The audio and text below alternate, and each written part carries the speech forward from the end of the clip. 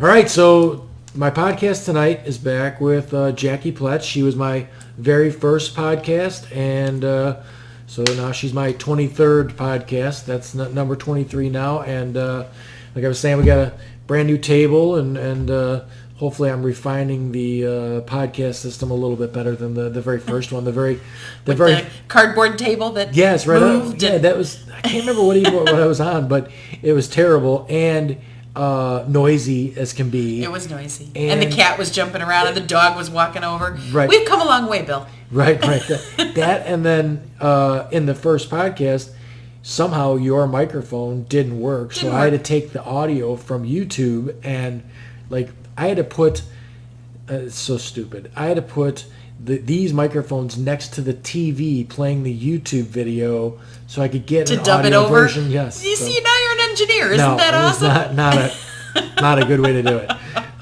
So anyway, so hopefully I'm making some progress as far as the quality goes, and I hope to keep doing that. But so there's been a lot that's gone on, and the gist that I came away with the podcast, and every podcast I do, I always feel like I don't know, kind of like a little bit of a euphoria, like a really good feeling about it's nice to have a conversation, like a real conversation with somebody where you can look at them and talk to them and have a full out. Now I'm not typing characters, I'm not none of that bullshit, and it's not like I'm waiting for your response, and it's like an off the cuff conversation. It's good to connect with a human being and learn something, because in the first podcast, I was a moron. I didn't know anything. All I knew was the questions I was going to ask. I did a little bit of research, and then I did not know the difference, that there was a difference between the hospital and the home. I thought they were kind of one and the same, an arm of the other one or whatever like that. But so now when we first talked, your dad was probably at the home for 5-6 months or something like that, or 3 months or something. Goodness. It was a little while, right? He had been there for almost a year, I think, the first time that we talked. Okay. He moved in there in March of 2018. Okay. Beginning of March 2018. So and we talked in the spring, so something like that, close to it. Right. And then now, sadly, your dad has passed. Yeah, he passed away in July. In July, and now it was cancer. It was which one? He was diagnosed with stage 4 pancreatic cancer. Okay, all right. Now, hold on, I'm gonna sneeze here. Allergy season. I have no allergies. I just don't know I'm sneezing. But so he was diagnosed with pancreatic cancer. Now, obviously, that's nothing to do with the hospital's care. That was probably something that was latent with maybe the Agent Orange or something. Did they have any way to trace that? There is a list of approved illnesses for Agent Orange. Cancer is on it. Sure. Bladder cancer is the number one cancer that Vietnam veterans get that were exposed to Agent Orange. Okay. It's real common. A lot of guys come down with bladder cancer. Okay. There's diabetes, bladder cancer. There's a skin condition that my father had. There's probably 5 or 6 things, and if I were better prepared, I'd have that list. But I'm not. That's not important. Out of the 5, my father had 4 absolutes. Okay, they were on the list for for Agent Orange. Okay. So, if you don't mind, I'll just tell you what happened. Yeah, go. So we noticed my father we're pletches, we're healthy eaters, obviously. Yeah, right. And my father was no different. We had dinner, and he would eat a huge steak and be thrilled. And I started to notice when I was bringing him his food, he wasn't eating. Okay. He'd have a couple bites and, I'm done. Okay, what's wrong with you? Yeah, right. But, older people, especially people in wheelchairs, your temperatures don't regulate quite the same way a lot of us. Well, now mine's, so a guy yours is spinal, right? Right, a guy that's paralyzed from his waist down, he's got perfect body temperature, he sweats, he does all that stuff. My paralysis level is above where that sensory organ is at in your body, so I don't. So my body somehow doesn't know that it's like 98 degrees. So you have to be really careful when you're I out do. in the I'm heat. dumping water on myself and stuff Right. like that. Yep. Well, older people that don't move as much, and my dad wasn't old. My dad was 69, so that's not old. No. Not in my books, at least. Well, now, in your family, is that old? Because cancer is like a game changer, right? So, like, It is. you throw everything out the window with, like, the age of your family, but, like, my grandmother's 93 or something, and she's still doing fine. And, you know, my grandmother was the sweetest person. Like, I'm the oldest grandchild. I'm the oldest grandchild from, my grandma was married a bunch of times. So, but I spent a lot of time with them as a kid, and she was, like, pretty much convinced that she was going to be dying this summer when she was like, 50? 71 or not even. It was probably something like, it was like 30 years ago. She's like, Right. better give Grammy a hug because, I'm going to be Because gone. I could be gone tomorrow. Yeah, anytime now. Right. And she's, still out there doing what she does. So, and then my mom's, really healthy and stuff like that. So, like, I think that in my family, there's people that live a very long time. I don't know how your family is with that. My father's family, most of them, very poor. I mean, really, he came from extremely humble beginnings. Sure. And of course, poor people don't live as long. They don't have Bad the kind diet. of nutrition. Sure, They don't. sure. It's just a fact of life. Yeah. So the people in his family did not survive for very long. Okay. Including my grandmother, who died when she was, I think, 61. Okay. So cancer. So cancer ran in the Well, family. there you So go. it Right. did. I will say that, Sure. cancer does, and cancer's hereditary. So who knows where he got it? Right, Most but likely, 4 out of 5. yes, you would most think, likely it was caused by his Agent Orange Right. exposure. Sure. But regardless, my point being, circulation. When you're in a wheelchair all day long and you're not moving, you're cold. You get cold because your blood's Legs not feel flowing. Cold, stuff like that, right? So he would always be really heavily dressed, lots of layers, lots of sweatshirts, and I'd be like, good God, are you not dying? No, I'm fine. So I didn't notice the weight changes because, he never had, since he went into the home, I never had to dress him or help him bathe, or they did all that. Right. You think So they would... I noticed that he's not eating, but we also had changed some of his prescriptions. And I thought, well, all right, some of those drugs, they mess with you, and maybe his appetite's not there. I didn't think a whole lot of it. And then we had his birthday party, and one of my girlfriends, Missy, said, your dad's not okay. You see him often. I am telling you, I only see him once every couple months. That makes a big difference, right? And he's not okay. And I was like, oh, okay. Now I'm firing, in the brain. I'm like, well, all right, I'll talk to the doctors and see what we can do. So I went straight to the VA doctor. Now, these are the things that you learn. The doctors that are at the retirement homes in the Veterans Administration, they are contracted. They are not VA doctors. Okay. And the government does not recognize them as such, even though they're the guys that are hired to take care of the veterans. At the end of the day, their diagnosis means nothing. Wow. They need to go to a veterans hospital. Now, I feel like I need to be very, very clear that there are differences between the VA hospital, like Hines, and a VA establishment like Manteno Veterans Home. Right. Okay. Manteno Veterans Home is state-run. It's not federal. It's contracted out. It's a retirement home. You go there because you cannot take care of yourself anymore, and your family can't take care of you. It's just like any other retirement home, or nursing home, I should say. Hines Veterans Hospital is connected to Loyola.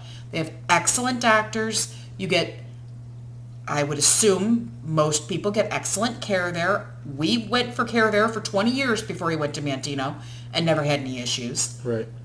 So you are apples and oranges when you're talking about those two different things. Okay. I'm talking about my experience at the home, right, where he was. What we'll focus on today, because that's obviously right, where because things turn. that's where everything turned. Right. So back to my story. So I go to the veterans, the nurses station, and I say, hey, Bruce, we need to check him out. Okay, we'll look into it. I said, he's not eating. Oh, he's not eating? No, he's not eating. Okay, we'll check into it. Well, about a week later, I really noticed that he really wasn't eating. And I'm like, hey, did we talk to the doctors about any of this? What's going on? No, we kind of mentioned it to the doctor. Well, blah, blah, blah, blah, This blah. you're talking to I'm talking to a nurse, okay. at the veterans home. Okay. So then I called the head nurse because it's like, okay, well, I'm not getting anywhere. Obviously, I need to make it a point that I'm concerned and they need to check this out. Yeah, right. So the head nurse, of course, goes running down to the ward and what's going on with Bruce. The family's concerned, and they weighed him, and they only weigh them once a month. And in 1 month, 22 days exactly, he had lost 36 pounds. Oh, wow. So that was alarming. Of course, that's alarming. Right. No, Something that I wish I could do at a drop of a hat. Right. But yeah, technically isn't a good thing. But your dad was a guy that was a thick, kind of a bigger guy. Yeah. Right, no, right. we're hereditary. We're all thick people. Right. I bought you guys' house with you guys, Right. and when I saw him 2 months before that, when we started looking, and then when we bought at the closing, I noticed that he had lost. And I was actually happy about it. I was like, hey, that's great, because he had moved into the home. Right, and he was eating better, and probably that's exactly what that was. So, I mean, but do you write off any of that to, like, they thought that they were doing good? Like, he was progressing along. That is what the nurse said to me, because, of course, they tell me that he's lost that kind of weight, and I flip. Yeah, I'm like, right, that's too much. Nobody loses that kind of weight. I said people that have bariatric surgery don't lose weight like that fast. How did you not? You people undress him. You pick him up and put him in bed. You shower him. Who didn't notice this? Because this is not okay. Right. And I was told... Your dad, we explained too, that your dad would have good days, and like at the closing, he said, hi, Bill, and started talking to me, and then 20 minutes later, he's like, who are you? Right.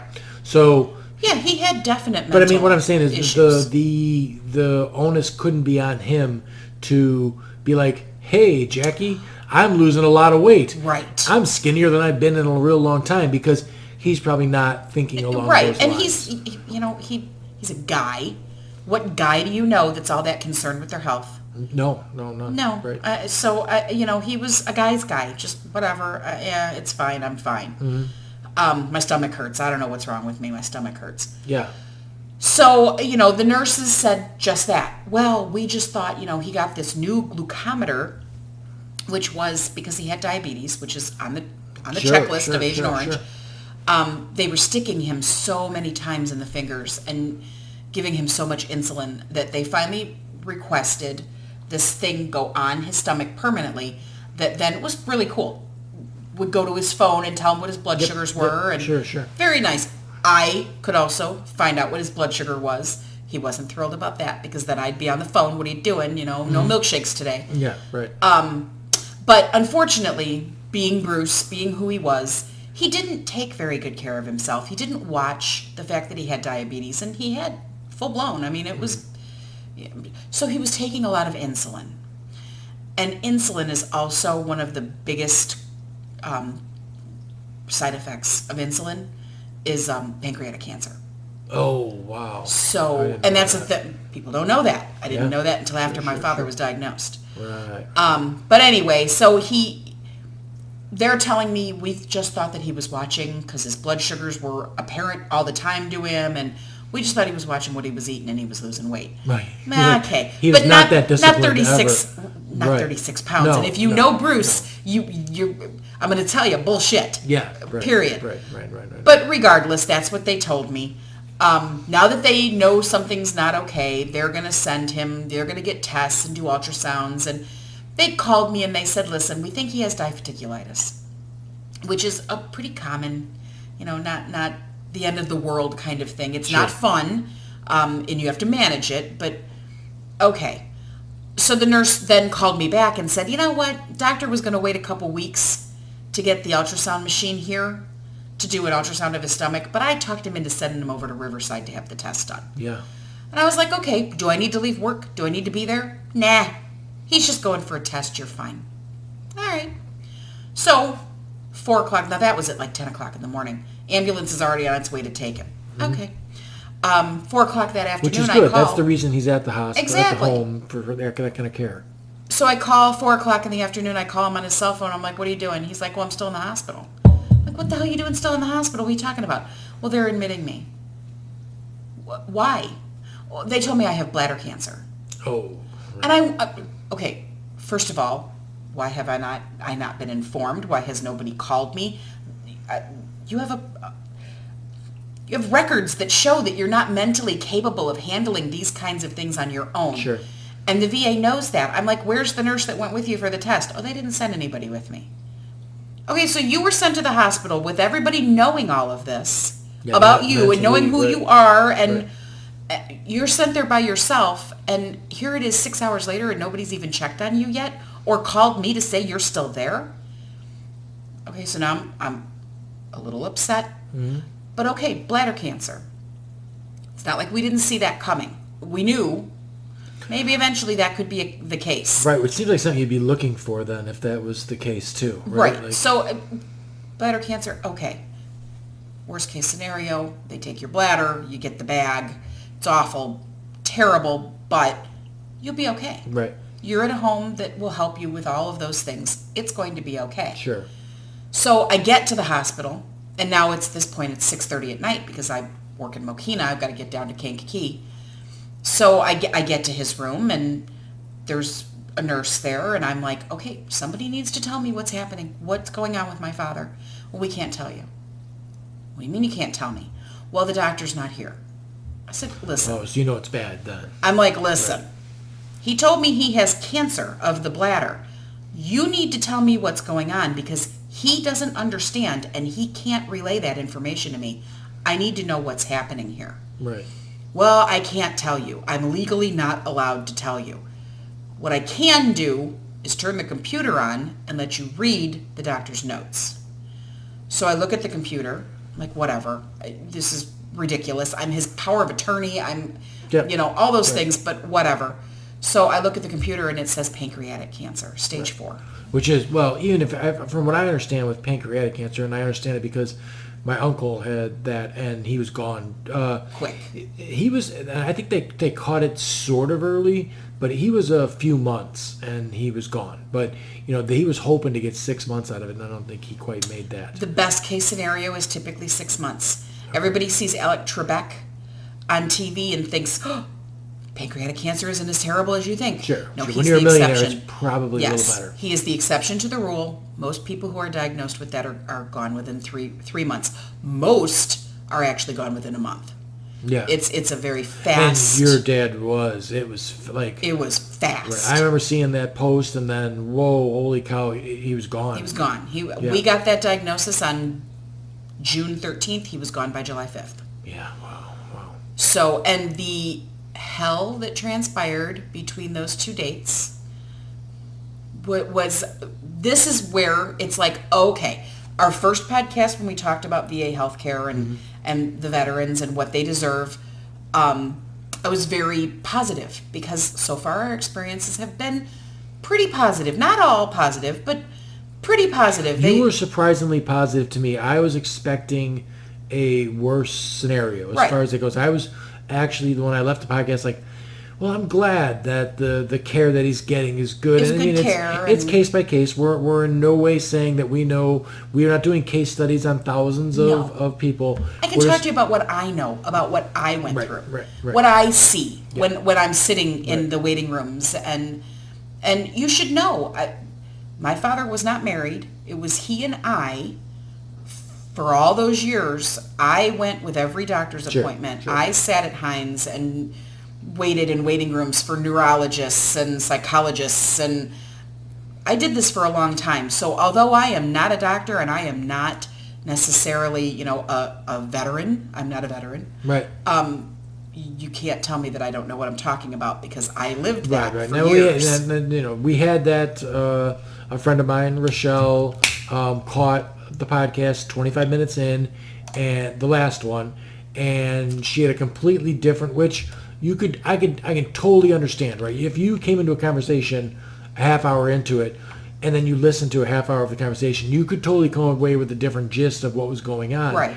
than what she did. Like I said before the podcast, she's a real sweetheart. She's, as far as I know her, she's always been a really nice person.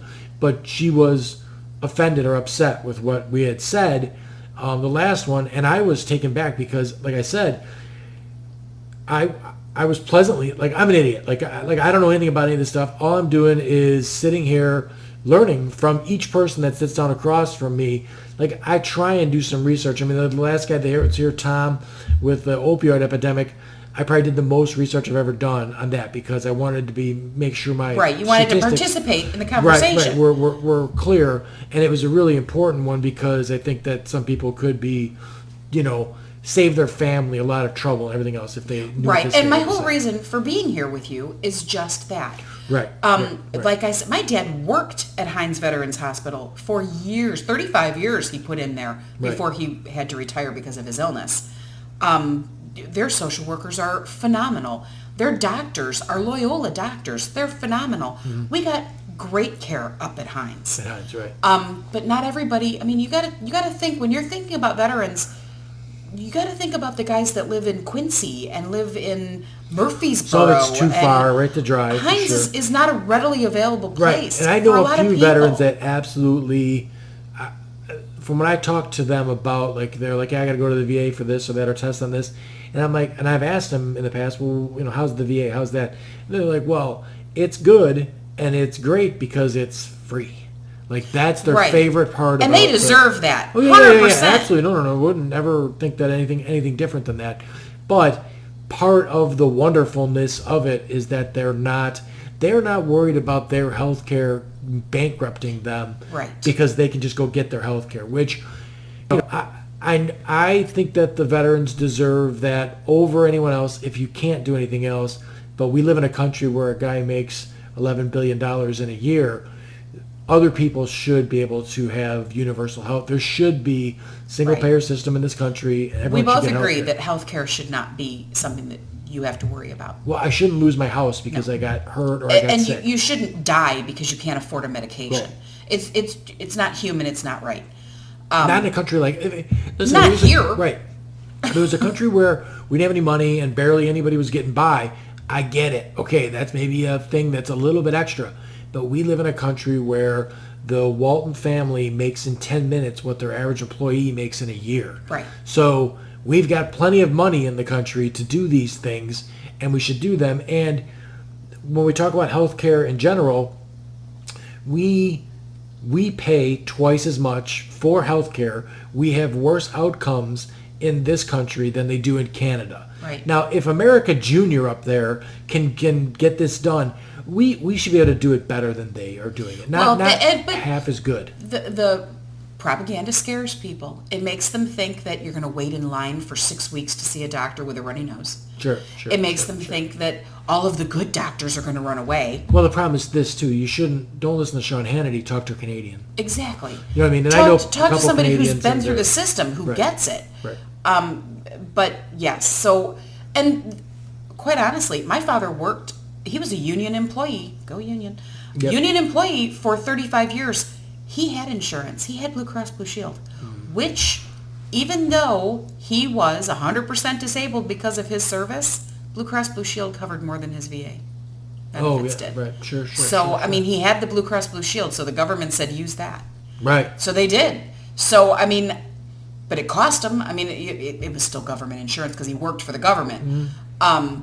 But we're getting off topic. So, anyway, we're at the hospital. I get this news. I'm devastated. I'm trying not to be crazy in front of him. I walk out of the room before I fall to my knees, and I'm like, oh my God, he'll be gone in a couple of weeks, and we're not prepared at all for that. Right. My father was a young man with good care. I expected him to live another 20 years. That's why I moved to be close to him and be down here, and had I known, but hindsight is what it is, and lots of people lose their loved ones without any notice. It happens all the time. Right, for sure. I mean, a car accident could happen. Exactly. In his 20s be exactly. Gone so terrible things happen to good people every day. Yeah, right. So we get, now I haven't talked to a doctor. I can't talk to a doctor for at least 24 hours till the next day because that doctor, now it's a Friday night and that doctor's not going to be in. And it's like, okay, he's got pancreatic cancer that has spread to his lungs and his liver. That is not good. Right. What are we going to do about it? Right. So the doctors at Riverside came in and kind of gave me the bad, Sunday it's like, we're going to send him back and we're going to make him comfortable, and there's not a whole lot you can do. Right. Okay. But he's got some time. He's in his levels. They're like, his vitals are perfect. For being as sick as he is, he's really in good shape. He could go 3 or 4 months. You could have some time. So if we get him some care and we take care of him, he could have a decent amount of time with you. Sure. So, wonderful. We go back to the veterans home in Manteno, and they're aware of everything that's going on. I talk to their doctor, their nurses know, and I'm like, okay, well, we need to get him up to Hines. Because, again, he needs that diagnosis from a veterans doctor. They won't accept what they're getting at Riverside. Those doctors, according to our federal government, those doctors don't know what they're talking about. Sure.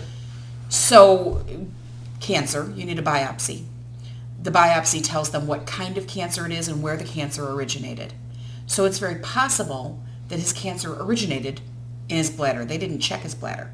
They only saw the pancreas and the ultrasound, and they kind of stopped at that. Problem is, when you have problems with your liver does a lot more to you than you ever even imagine. Your liver is like the central nervous system of your whole system. It regulates your blood. It regulates your blood sugars. Yeah, all your toxicities, yes. all that stuff, sure. So if you have a problem with your liver, you can't get a biopsy because your blood is too thin. They so you won't clot. Right. They can't go in and take a piece of your organ because you could bleed to death on the table. Makes sense. They have to get that under control. Well, pancreatic cancer is fast, and you don't see it coming until it's slamming you in the face. Right.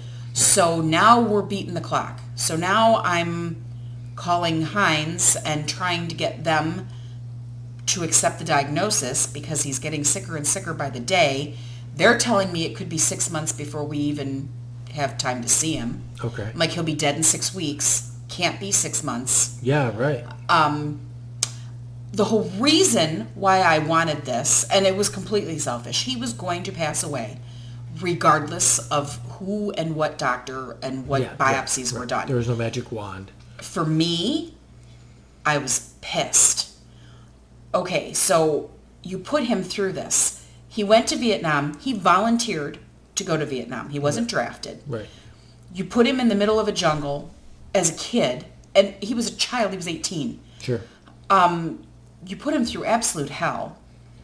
He came home, had a family that he then put through hell for years. Sure.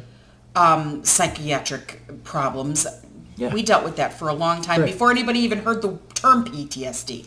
Well, I mean, and the Vietnam guys, like, from my experience, and I have a father that was in Vietnam, I think there's an extra added layer of, so you got the regular PTSD where you're dealing with, the shells and everything else that went on during the war, but then you also are dealing with this. You came home to, so like, the pendulum is swung in a way that I like it, but like if you remember when Rambo was made, that was made about those Vietnam guys and how they were spit on and they were treated poorly. Treated terribly. Right, and I mean, if you look at the wars we had, we had World War I, World War II, Korea, and then Vietnam, and we won the other wars, right? So like we were the victors in those.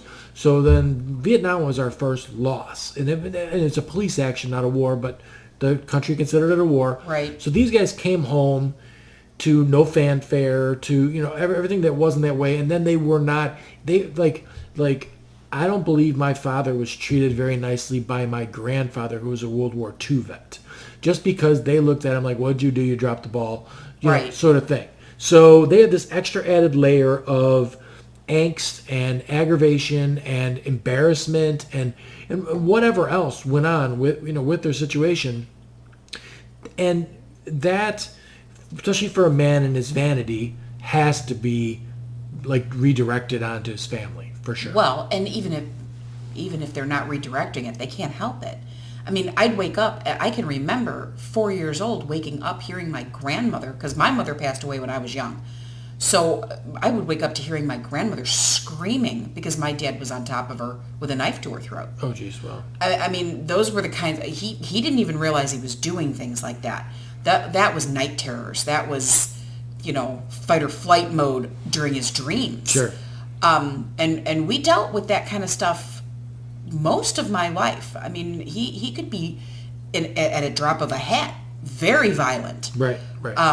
And you had to be very, very careful what eggshells you stepped on around Bruce. Boy, you didn't get the mail that day, he'd beat the shit out of you. Right. So was that attributed to his service? Oh, yeah.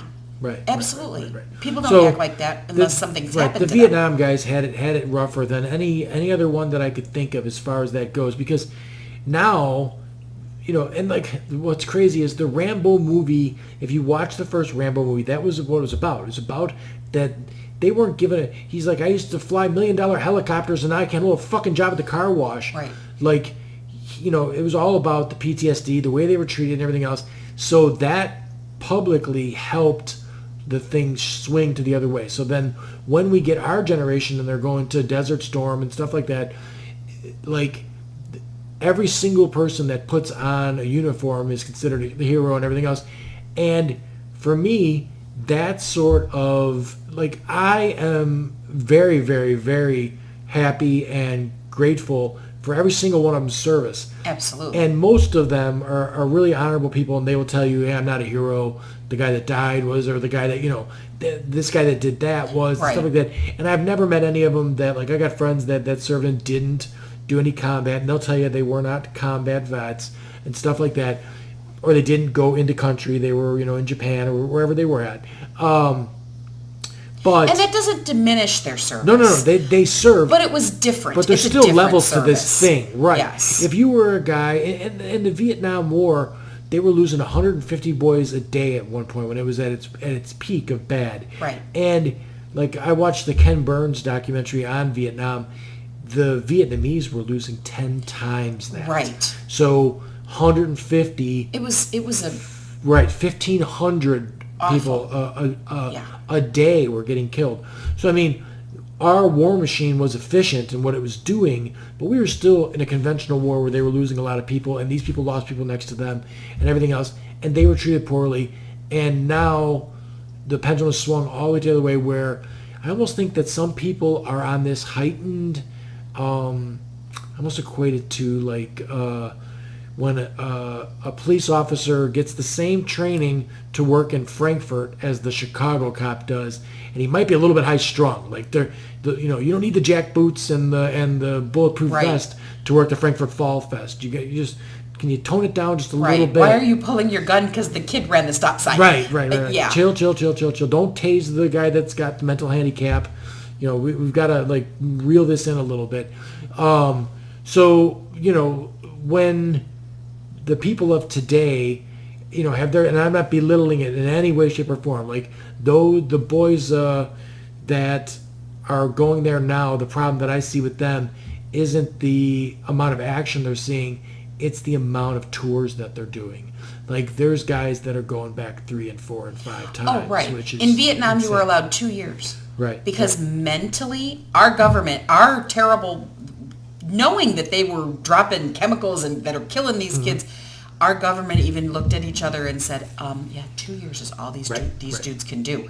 It's too much And mentally. there was a draft then, so they could get away with only sending you for 2 years because there'd be a brand new crop of young poor boys to send off to this war at that time, where today it's a volunteer service. And from what I understand from vets, the service is better because it's a volunteer service. So it's people that want to be there. Well, and my son was going to go to the Navy. Yeah. And yes, they can be a lot more picky and choosy now. Now they can, they look at these kids and say, listen, if you're dumber than a box of rocks, you don't belong in the military. Sure. We don't want kids that can't tie their shoes. Unlike, in the past, that we take anybody. If you're a warm body and you can put a gun in your hand, you're good, go. Right. So things have changed, which is a good thing. Yeah. I mean, it's a good thing. Sure. We're smarter. We do things differently now. And yes, our men and women who are serving today, that's not to say that they're not seeing atrocities and horrible things. Right. I have many friends right. who are reserves and who have just recently, within the last 10 years, left and had horrible experiences in Iraq and Afghanistan. And sure. I mean, none of that is easy to see. None of that is easy to deal with. I'm not looking to say anything controversial, and it is the minute that you take the oath, the minute that you decide that you're putting yourself. There's all kinds of people that die in training exercises, just in peace times and stuff like that. A friend of mine, her brother was paralyzed in a helicopter incident when we were in our teens. Right. So all that happens just because he was in the Marines and joined the Marines. So there's all kinds of respect and all kinds of... If you sign that piece of paper telling the government, I'm all yours, do with me as you please, yes, you deserve all the respect in the world. And I think you certainly deserve health care. You deserve health care. And where I was going with this is the same as the combat vet, you deserve better treatment. I think if we're rationing treatment, if we're looking at it who can get what we really do is the rich guy gets whatever he wants because he can afford it. But these people should deserve platinum care over, if we there are levels. Right. Yes. Right, the combat veterans who really saw the shit. I'm sorry to swear, but... Yeah, no. Don't Jesus swear anymore. Yeah. For me, and this is my opinion, those are the guys that should be looked at first. They're the guys that should get the money first. They're the guys that should be... Yeah, we should be concerned about those people. Right. I don't think that we are making levels like that as far as that goes. I think that we've got enough to help out the guy who just... We can help them all, which we should be. Right. Yeah, for sure. absolutely. Like I say, I'm saying we should take it further than that. And like I said, the whole conversation we're having right this second is I'm just trying to say... I'm not belittling the service part of it, but every single American in a country that's this wealthy should have health care in a way that we're not waiting to the last minute till something's rotten off you and you're heading to the emergency room because it costs way too much to do that. Right. So, I mean, the way that we're doing it right now, we're doing it where we wait till it's like your brakes on your car. You wait till the rotors are completely destroyed, then you take it in there, and then you can't afford it. So they've got to fix it. They got to send you back out on the road. So now taxpayers are having to pick up the cost of the emergency room and all the bad stuff that happened to you because you waited so long. Right. So and you certainly shouldn't have to go see your local drug dealer for amoxicillin. No, right. No. And that happens. And insulin, and they're driving up to Canada to get it. Yeah, you shouldn't have to order insulin over the internet. That could quite kill you because it's not really insulin. And the point I'm trying to make is that no one in the country should have that problem. No. But there should be another level of care for vets as far as that goes. They should have their whole own system, and they do. Right. But it needs fixing, just like anything. There's nothing that's perfect in any situation. Right. Healthcare, especially, there's a lot that goes into it. Well, I read the Ronnie Kovac book. If you watch that dumbass movie, that Born on the 4th of July, is so fucking terrible. I'm a dude in a wheelchair. That nonsense that's going on in there, that is someone's fantasy of a guy in a wheelchair. The Kovac book goes into the VA, and like I said, when we had the first podcast, I had read things about the VA that I was bracing myself for really terrible, stories, right? Yeah. Because I read that, and there was all kinds of things that they did with this guy that were just not right. He was screaming. Unfortunately for him, he was wounded during his service. Yes. Yeah, my father had a good 40 years of his legs before anything happened to him. Right. So, and every system, just because I spent 4 months in a rehab hospital, and every system that's out there, there's flaws. Every single one. I lived in the hospital for 4 months to try and get the ability to dress myself, the things that you can't do, anymore because you're not walking around, you don't have good hand function, all that kind of stuff. And then there were hurdles all the way because I'm on a floor with 27 other people who are injured similar to me, whether they're paralyzed with waist, wherever they are. and they're all going through the same thing, and then one of them gets C. diff, and then everybody gets C. diff. So C. diff is a thing where you're shitting yourself. Just everyone's got uncontrollable diarrhea.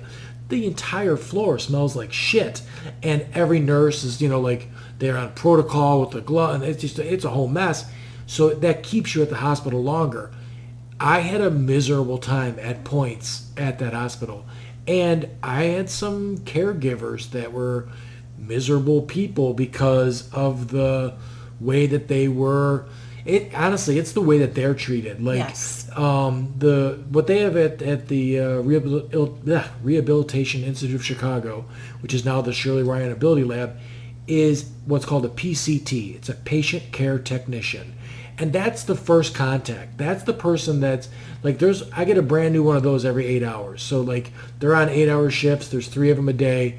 And you become pretty damn good friends with these people, because when I first got injured, halo on my head, I had lost 40 pounds of muscle, couldn't pick anything up. They were feeding me and everything else. So these are the people Gives you that, perspective, they're wiping butts. They're doing all that. And then you find out that they're doing all that for $9 an hour. Right. Now, I'm sorry, you can't, where I'm going with this is you can't get good help.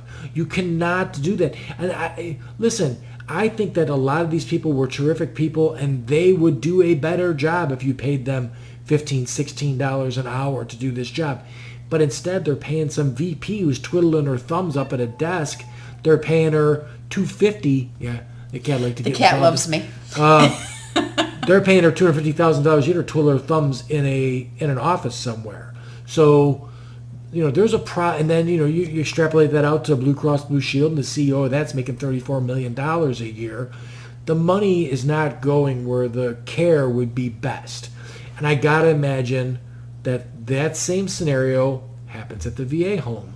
The people that are in direct contact with your father are not the greatest helpers in the world because they've got their own problems. Well, yes and no. So I cared for my grandmother with my uncle. I mean, it was a family affair, but for years she was in a nursing home, private sector nursing home. And I honestly thought some of the caregivers that my dad dealt with at Manteno were just some of the best people. Some people feel that caring for others. I did too. There were some people that I dealt with at the RIC that were terrific. I mean, I had people like bring me a case of beer for this guy because he's terrific and he's been the best guy that there is. Right. And I had another one punch me in the back of the head, and I had a broken neck. I had another one that was super pissed off that I was drinking so much, but the medication that they had me on made you incredibly thirsty.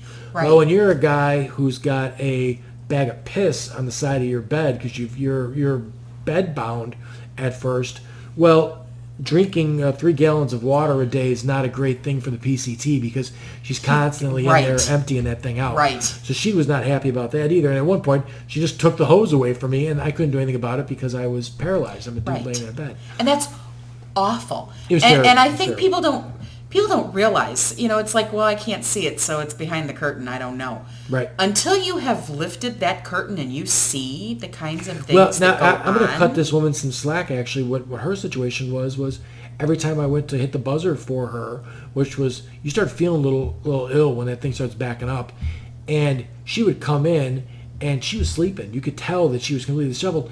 She was, because she was making $9 an hour and she was working the midnight shift, she was probably trying to sleep somewhere so she could work another job in the morning, in the daytime. Sure. But at the same time, that's not how this should be in this country. That's not how it should be. No. So here in Manteno, which is what I know, so that's all I can speak to. Right. Well, that's not all I can speak to because that's not the only facility he had ever been in. We had to go through rehabs and different things throughout the last 10 years as well. Okay. And in my first time here with you, I told you some of those places were, I was like, oh my good God, this is what we're giving our veterans in America? This is insane. And some places were awesome, but they had rooms for one vet. And boy, if you were lucky enough to win that lottery, good for you. But most of them were middle of the road. Manteno is a really nice facility. It's very clean. Never once did it stink like urine. Sometimes you walk into those places and it's like, oh God. Sure. They were very clean. They were very nice most of the time. It was a good experience. My feeling that I got from you the first podcast was that you were happy that your dad was getting far superior care and more attentive care than he was at home. Absolutely. So it was like a weight home off your shoulders. Was a nightmare. Right. No, right. That was bad. Right. The capital B. Right. No, he was much better off here. And even though people had their shortcomings, and there were some of the staff that I dealt with, especially in the end, most of the time when he was well for that year, it was fine. We dealt. They had their rules and their regulations, and it was, Bruce. They did a lot of complaining about Bruce. But at the end of the day, whatever, we dealt with it. Yeah. There were some things that happened that I wasn't thrilled about with the care. And I don't necessarily think that was any one staff member's fault. I think that was the system. It's a breakdown in the system. Well, like I said, so like you always get these arguments about, the system of Obamacare or something like that from someone who doesn't have a plan. It's easy to criticize a system because every system's going to have flaws, and you need to kind of work that system to make those flaws go away. You got to tighten up this and work that and get this figured out and everything else. So when you're coming from a position of absolutely no plan, it's super easy to be like, Obamacare sucks. Right. Well, yeah, I agree. I was not a fan of that. That was not the way that it was supposed to be. And I'm not the biggest Barack Obama fan, but that guy did say in the very beginning, if we could start from scratch, I would go with the single-payer system. He did. If I could have my druthers, he said, he would go with the public option. None of that was doable. It wasn't doable because the other side wouldn't allow that to happen. Right. So that's where we were at. We ended up with this, what I felt was compromise. It was a bullshit plan to do this through private insurance. And private insurance, if people just understand that private insurance is a middleman, all private insurance is a guy that you give me your money, I figure out the ratio of how I can make a lot of money by taking your money and only paying this much out in healthcare. So I deny. I try and make my bottom line as good as it is because I'm the middleman. If we just got rid of that middleman, just get rid of that system, people that don't want, I feel like the worst thing that Al Gore ever did for the environment was not to partner up with a starch conservative and do that tour he did with a conservative standing next to him, because now you made it a political thing. It's Democrat versus Republican. Right. It's this tribal stupid-ass bullshit where we can't get anywhere because, you need to have both sides on board, at least the face of it to start with. So, a conservative way back when would have been someone who would have conserved the country too, been worried about the streams. I know so many hunters that are conservatives and fishermen and stuff like that, and I'm like, yeah, but dude, are you seeing what's going on with the EPA and all that sort of stuff? I understand business is the most important thing, but if that stream's not there for you to fish in anymore, aren't you going to be a miserable human being? Because that's your happy place. Forget about fishing there. If that stream suddenly gives your child cancer, right. You're not going to be okay with that. This is where this guy's heart's at. The love of the passion of what he likes to do for his life is to go hunt or fish, and that shit's going to be gone. It's going to be gone. Right, yes. Because nobody's paying attention to what's going on with the water in the woods. So, we all need to get on board, and we need to stop the tribalism with, I'm not, and I never, and as soon as I say something that sounds semi-pro-Obama or semi-anti-Trump, I become the biggest liberal that ever lived. Oh, right, you're a snowflake. I'm a super snowflake, and I'm also a starch Democrat. And I have had knockdown, drag-out arguments with Democrats, and I've had them just be just as mad at me, if not more, than Republicans are, because I'm saying stuff that, listen, I don't give a shit about your party. That's a club that they won't even let you in it anyway. You're just a middle-class regular person. You're nobody. Stop pledging allegiance to a party. Right now, the people that are driving me nuts are these people that are if they watch the news and they see who's leading and they're like, that's the guy. Joe Biden's the guy. He's not the guy yet. We're in the process right now of finding out who the guy 15 of them still or up there. gal is going to be. So can we just calm the fuck down on who the guy is? I mean, can you start paying attention to what the policies are? And my problem with Biden is he's got no policies. His whole campaign is, I can beat Trump. Well, it turns out that 5 or 6 of you can beat Trump. So that's null and void. That's not a thing. Well, it's right. What are they saying? It's so much more important to pay attention to what they have to say. Right. Let's have some issues. Let's talk about solutions Let's talk to problems. realistically. Right. And our healthcare is a big issue. It is in my eyes. Right. I'm just saying our Veterans Administration, as far as their health care goes for our vets, it isn't anything to base any great program on. There are a lot of holes there that need fixing. Sure. And yes, any veteran that goes to Hines because, they're not feeling well today and they need some amoxicillin, like I said, you're going to get great care up at Hines. That's not who I'm talking to right now. I'm talking to the family members of the guys who are on their way to the retirement home, the veterans' retirement home. Right. I would imagine that some of those people don't have someone like you in their background where they're just happy to ship the old man off to that home and leave him there. Yes. And they probably, if you know someone or something like that and you listen to this podcast, you maybe ought to get over there and check on what's going on with them. Make sure they're okay. Right. And the staff, like I said, I couldn't point my finger at any one staff member and say, you did this and this is because you weren't paying attention. The nurses were wonderful. They've got 40 guys that they're looking after, most of which are catatonic, or aren't catatonic but don't know where they are and don't understand what's going on and get up in the middle of the night and start roaming the halls and could hurt themselves. They have a lot on their plate. I get that. It's the aides. And because it's a government facility, they're not getting paid peanuts. They make decent money. Not great money, not as much money as they deserve. And also being in Manteno, that's a big difference too. I was in Chicago, and if you want to try and pay rent on $9 an hour, you need 4 jobs. I know. Right. So that's what they're doing. They're living in public housing then because you can't afford anything, and they're making enough to get by on.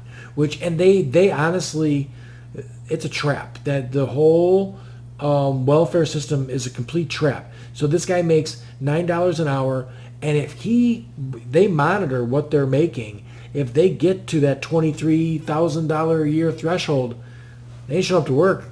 I can't make any more. If I make any more, they'll take away my housing. They'll take away my food stamps, which is how I'm buying food. The people that I'm talking about are. That's the other misconception. Most of these people, it's not that they're not working. It's just that they're not making enough money at the job that they're working at. Right. So these are all people who have families. They're all working. They're all trying to get by. And it is the system that they are born into. Their dad did the same thing. He worked the $3 an hour job when it was their dad, and he collected his food stamps and everything else. If you look at it from another vantage point, it's a way for really big business to subsidize their business. Now I don't need to pay them that much, and I don't need to give them benefits because social safety net takes care of them. If you want to stop this situation, if you're upset, if you think, and you're wrong if you think that a majority of your check is going towards, your taxes are going towards these people on food stamps. No, it's a very small amount that goes towards that. And these are and the amount that goes towards that goes directly, immediately back into the economy. So it goes to a grocery store. Right. It goes to buy shoes. It goes to buy gas. So the guy that's... can't buy beer. It can't buy beer. Well, it can't buy heroin. It doesn't go into an offshore account. No. It can buy beer and it can buy heroin because you can go... you can trade. Sell, right. Yeah, you can trade your food You can get stamps. this stuff. But the money still... You're trading it to someone who's going to buy, inevitably... Who's going to use it at a grocery store. Inevitably, he's buying food or whatever he's buying with it because that's all you can purchase with this thing. So the dollars that you spend on that all go towards food somehow, somewhere. So, and to be fair, I have never been in line at the grocery store and watched the couple in front of me get their 12 lobster tails and their 6 ribeye steaks and their 3 bottles of the best champagne, right. and then pay with their card. Right. I see that people on Facebook like, I can't believe, and okay, well, I'm a pretty well-traveled person. I've visited all but 4 states in this country, and I have never once been into an establishment where I've seen that. Sure. I worked at a currency exchange. Never once did anybody come in a fur coat with diamonds to get their welfare check. Right. And that was in Bridgeview. So I don't know where these people are going. Now on the flip side, I don't want to, because I understand that there is massive waste in government. I mean, they have had studies where, they're paying $1,600 for a folding chair and $1,000 for a hammer and nonsense like this because somebody's grafting money off of the situation. Sure. So there's plenty of waste in government. Bill, that money is going to pay for the aliens at Area 52. Right. You know? 51. Area 51. Area 51. Which I can't wait till they storm. Get in there. Find them fucking aliens. Tell me. The reason why that hammer cost $27. Right. So, there's a balance between this thing. Like, just because I'm a progressive doesn't mean that I've got like rose-colored glasses on. I think the government is the answer to everything. I think power corrupts and absolute power corrupts absolutely. So, when you give somebody power, you should, I don't know, you almost need to police the police. You need to, you need checks and balances in every situation. And I'm sure in the government healthcare that there is some sort of abuse that goes on. There's probably somebody at a higher up level that's, people understand that you can have a non-for-profit and still make $100,000 a year running a non-for-profit. Right. Because I'm the administrator of the non-for-profit. Now, some hungry kids are getting fed, but I'm making $100,000 a year because I run a non-for-profit. Right. It doesn't mean it's a not for salary and a not for gain. And okay, you don't deserve. You're going to run the non-for-profit that's doing good work, but you don't deserve a salary. You can't feed your family. Right. I think it doesn't work that way. But the guys who run the bowl games make 6 figures, and they work for 6 weeks on the bowl game, and those are all charitable foundations that they run through. It's all bullshit. And it's people taking advantage, and that's all the roads of good intentions. I mean, I think a lot of those people start out with good intentions and they start seeing the money, and then it becomes and I feel that way about all politicians too. Who in their right mind? I don't feel that way about all of them, but some of them, yes. Who in their right mind would want to be president? Look at the bullshit you have to go through with the press and with the protests, and who would want that job? Right. You have to, at some point, at some level, want to do good. Either that or you're a megalomaniac. Or you're an ego, Your ego is out of control, and you need that power. And I think a lot of those people make it up the ranks by, everybody wants to project themselves on when they see somebody. So like when they see Donald Trump, they project themselves on it. And Donald Trump is the perfect thing to project the poor lower middle class guy, because if that lower middle class guy who's working his shitty job, making $30,000-$40,000 a year, whatever he's making, all of a sudden ran into $1 billion of money, he would do all the dumb shit that Donald Trump does. He'd buy gold toilets. He'd, put his name all over every building and do every dumb fucking egotistical bullshit thing that this douchebag does.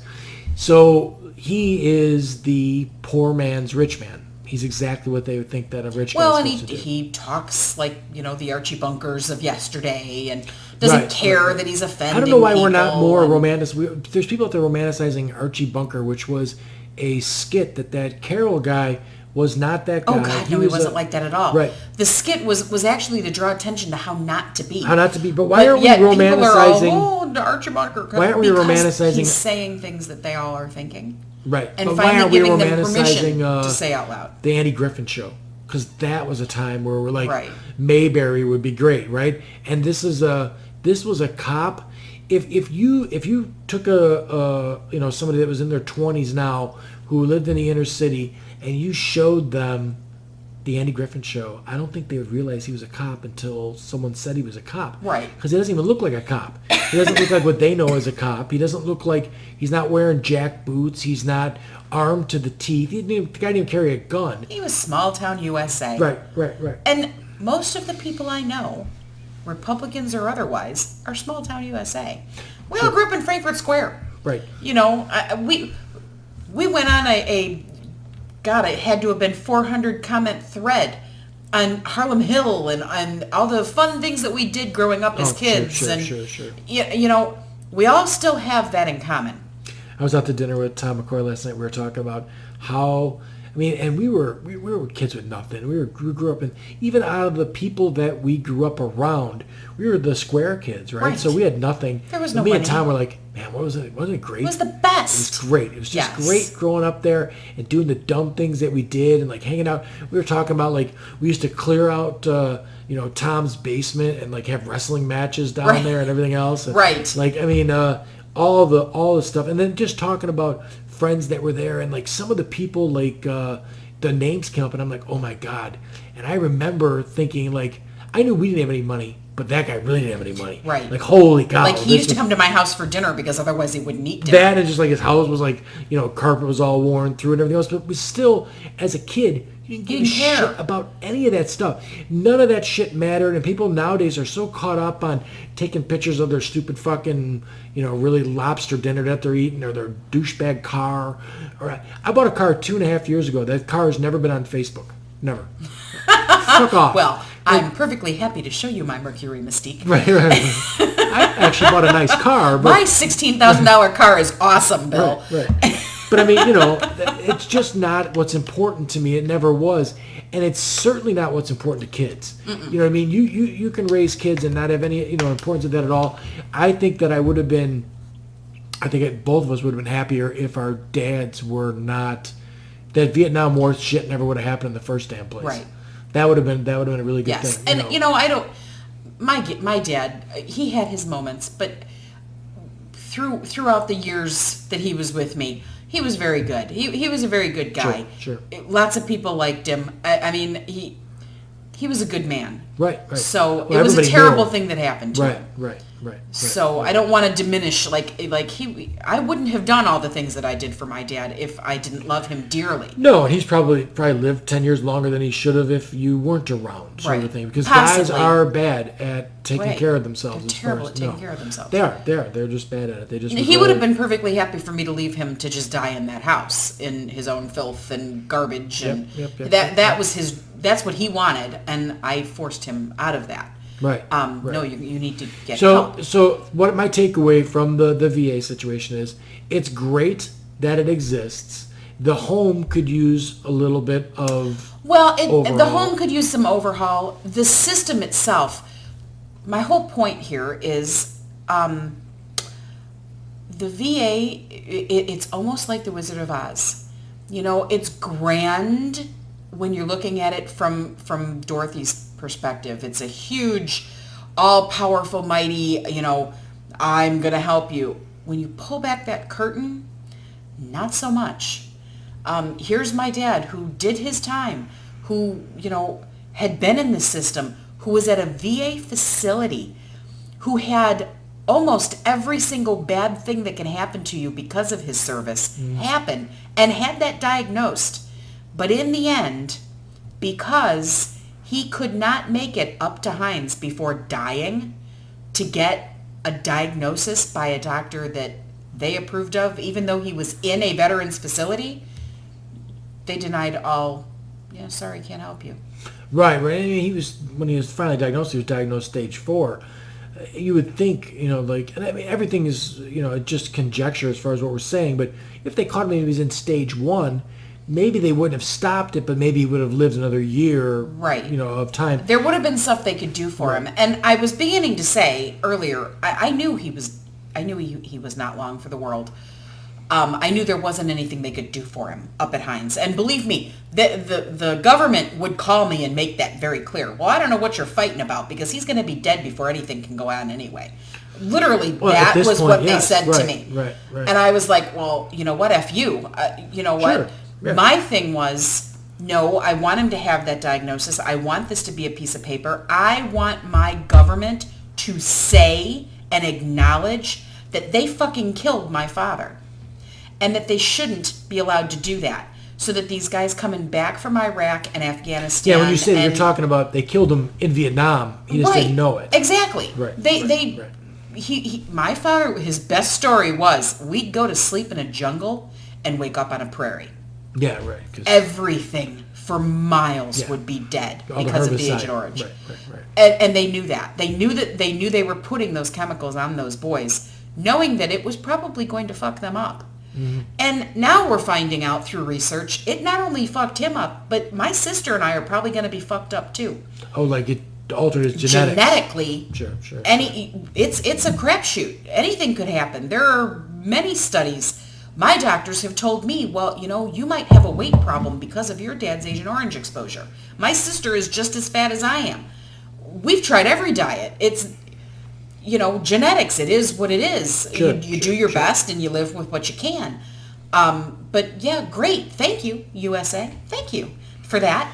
Not to make light of it or a joke, but your nephew just landed a gig on a network sitcom. My nephew. Probably because of that cute chubby face he's got. Absolutely. Yes. Perfect Harmony on NBC. Now, Thursday the 26th. Let's talk about the irony of not to break off too far from anything else, but the irony of that situation. Your nephew is in a sitcom about a choir, and you're the person that's been in a choir almost my whole life. Choir.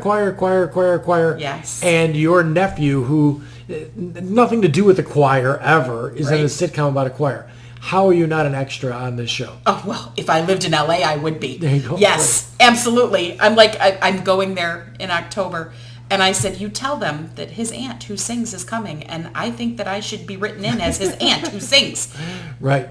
Yeah. If it were up to me, it's not like I would be on wouldn't be Jazz Hands every single episode. Right. I'm super excited what's for him. What's it called again? It's Perfect Harmony. Perfect Harmony. And then I know it's coming up, right? The 26th. The 26th of September. Thursday the 26th. It's on NBC Channel 5. Wow. Yeah, it is very ironic. And now, I mean, just be honest. Like it's super exciting, and I will probably try and catch an episode of it. But I'll tell you what, I have not watched a TV sitcom show since Seinfeld. I know, right? I have not turned on. I nothing with and I'll turn that on. But I'll tell you what, I know that I will be disgusted because as soon as there's a laugh track and all, it drives me absolutely fucking up the wall. I can't stand it. But you're going to turn it on, and you're going to mute it, and you're going to walk away because we need the ratings. Right. I'll listen to it and watch it and everything else. I mean, the Bradley. No, who's the Bradley Whitford? Which it's actually very funny because Bradley Whitford played Josh Lyman on the very Republican or Democratic West Wing, which I've never seen. Yes, excellent. Well, Aaron Sorkin wrote that. Yeah, and the newsroom was outstanding. So smart. Right, yes. Right. So Bradley will tell you his demographic are menopausal Democrats. Hello. Yeah. Absolutely. Sure. Sure. Really, really, really nice man. Has taken my nephew under his wing and has really been trying to mentor him and.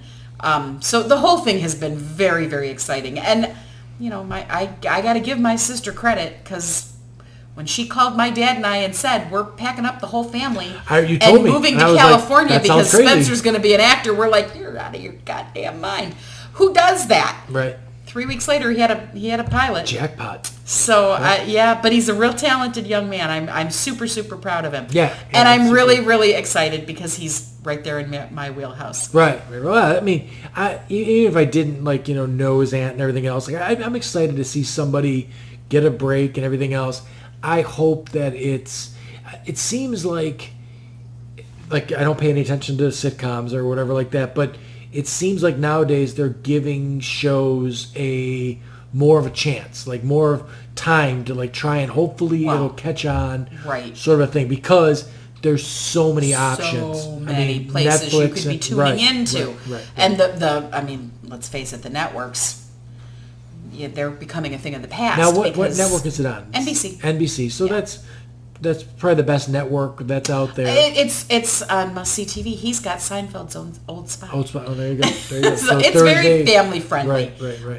Yeah. I mean, it's not just about a choir. It's about a single mom.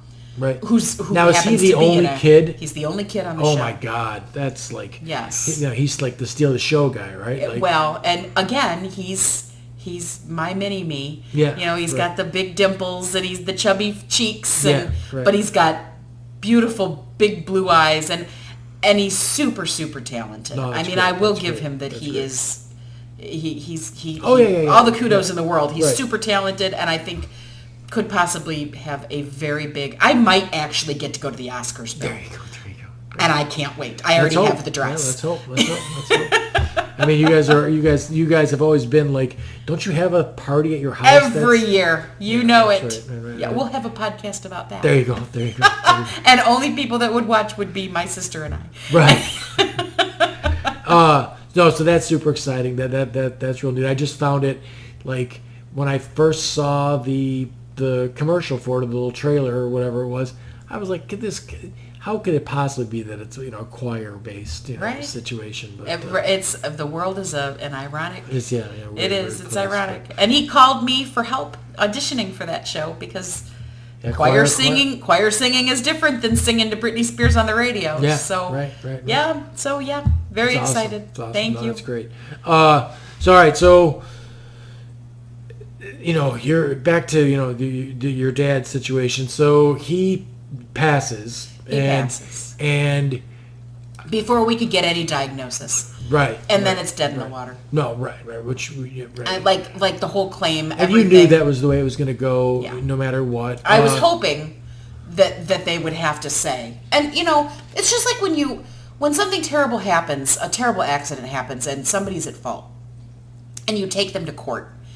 Are you going to get your loved one back? No. No. The only way you can make people pay for the atrocities that they do, whether it intentional or otherwise, is monetarily. Yeah. Right. I work. I don't need the money. Right. But my government did this to my family. My government did this to my father. You put him through an entire life worth of hell. If your dad was somebody And who was in just the end, taking you killed asbestos, him. yeah, if he was just taking asbestos out, he'd have the exact same Right. sort of situation. You'd have the exact same take on it as you have to Right. monetarily go after this Do the right situation. thing. Yeah, right. And Yeah, the for guys that were sifting through the crap in New York for 9/11, how dare you make them come to Washington to plead their case? Give them what they have coming. There's not that many of them, and they're dropping like flies anyway. Right. Why are we even debating Why this? are we debating this? No. My We've father's debated- platoon... We've debated all kinds of weird things this past couple of years. I mean, they defunded Special Olympics. These are Right. mentally retarded children who you took the one. Like, have you ever been to a Special Olympics thing? I It's have. like the most wonderful It's a thing wonderful ever. thing.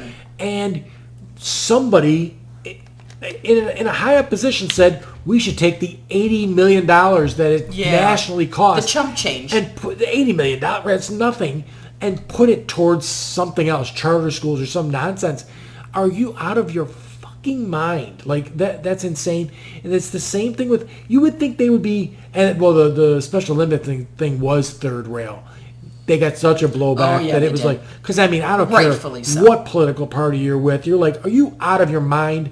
Like, no. Yeah. This Children. is something You're that taking we. it away. Besides that, oh my God, my heart breaks every time there's the one of those situations with like, if you're a parent of that child, if you're that, I think if you're that child, you're probably a lot of times, a happy guy because ignorance is bliss. But if you're a parent, you have all these aspirations and dreams for a child. All that stuff's out the window. It's all gone once you have a child that can't take care of themselves. And then you have this other situation where you're like, I'm 25 years or 30 years older than my child. Who's What's going to gonna take care? happen? Right. When I pass, who's going to take care of this child and everything else? And all you want to do is have things that they can feel like they accomplished something. And this is one of those things. And they're going to take it away. Where, when you're doing this, is your soul? Do you Right. not stop and not do that?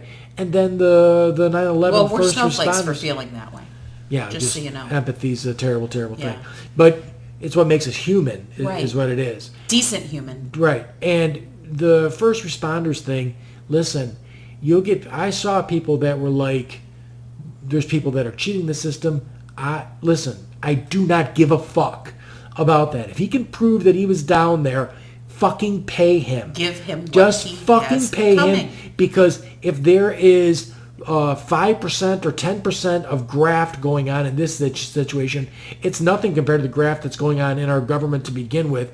And you're throwing the baby out with the bathwater. Right. You're taking the other 90% of people who were down there. You're punishing them. Risking their lives. Yeah. Obviously risking their lives because they're dying now. Obviously. They didn't even know they were risking their lives right. until they were doing it. Well, much like everybody else who this kind of stuff happens to. The kids that go to Vietnam, the kids that go to Iraq. Right, it's never... Right. They don't know. They don't realize. Literally, one of my favorite things was I love my Trump supporting friends. I do. I love them.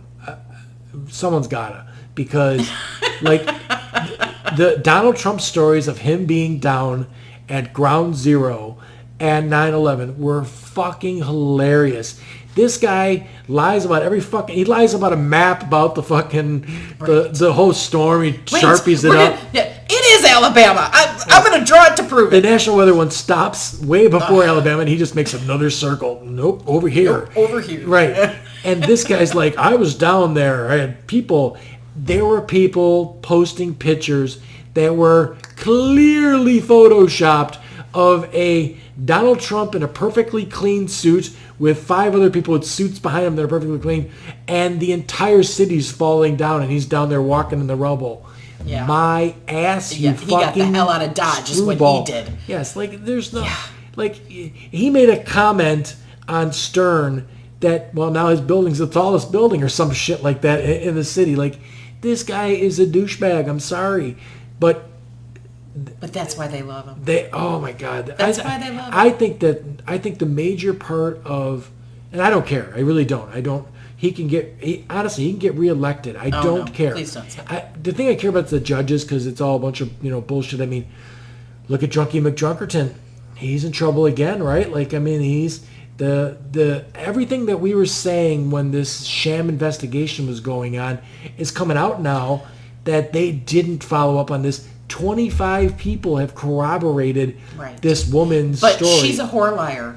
So well, the woman in the latest one, she's like, I have no recollection. 25 people outside. She was so drunk she had no recollection. But 25 people outside of this have come forward and said that, yeah, this is exactly, we were all there and we saw it. And it was the talk on campus. We were all talking about the way this thing went down. But that's okay, because it's just boys being boys, Bill. Well, locker room talk, all that other nonsense. But either way, and he's a Supreme Court justice. He's not going anywhere, I'm sure. But these were the big stories of the past couple years, and it just is all. I did not have the allegiance, and I don't know. Maybe if Obama was. They say like how they're always talking about like Trump. There's never been a president so picked on as this guy.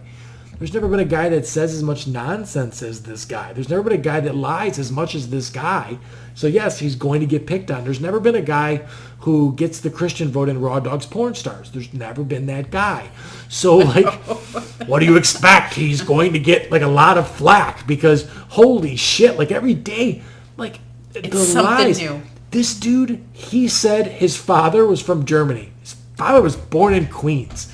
Like, why are you lying about stuff that doesn't matter? Like it just can. Oh, it's the craziest thing in the world. He said it himself. I could shoot somebody in Times Square and you'd still elect me. Right. And he was absolutely correct. And what scares me most is that it's going to happen again. What? He'll get elected again? Mm-hmm. You think? I don't know.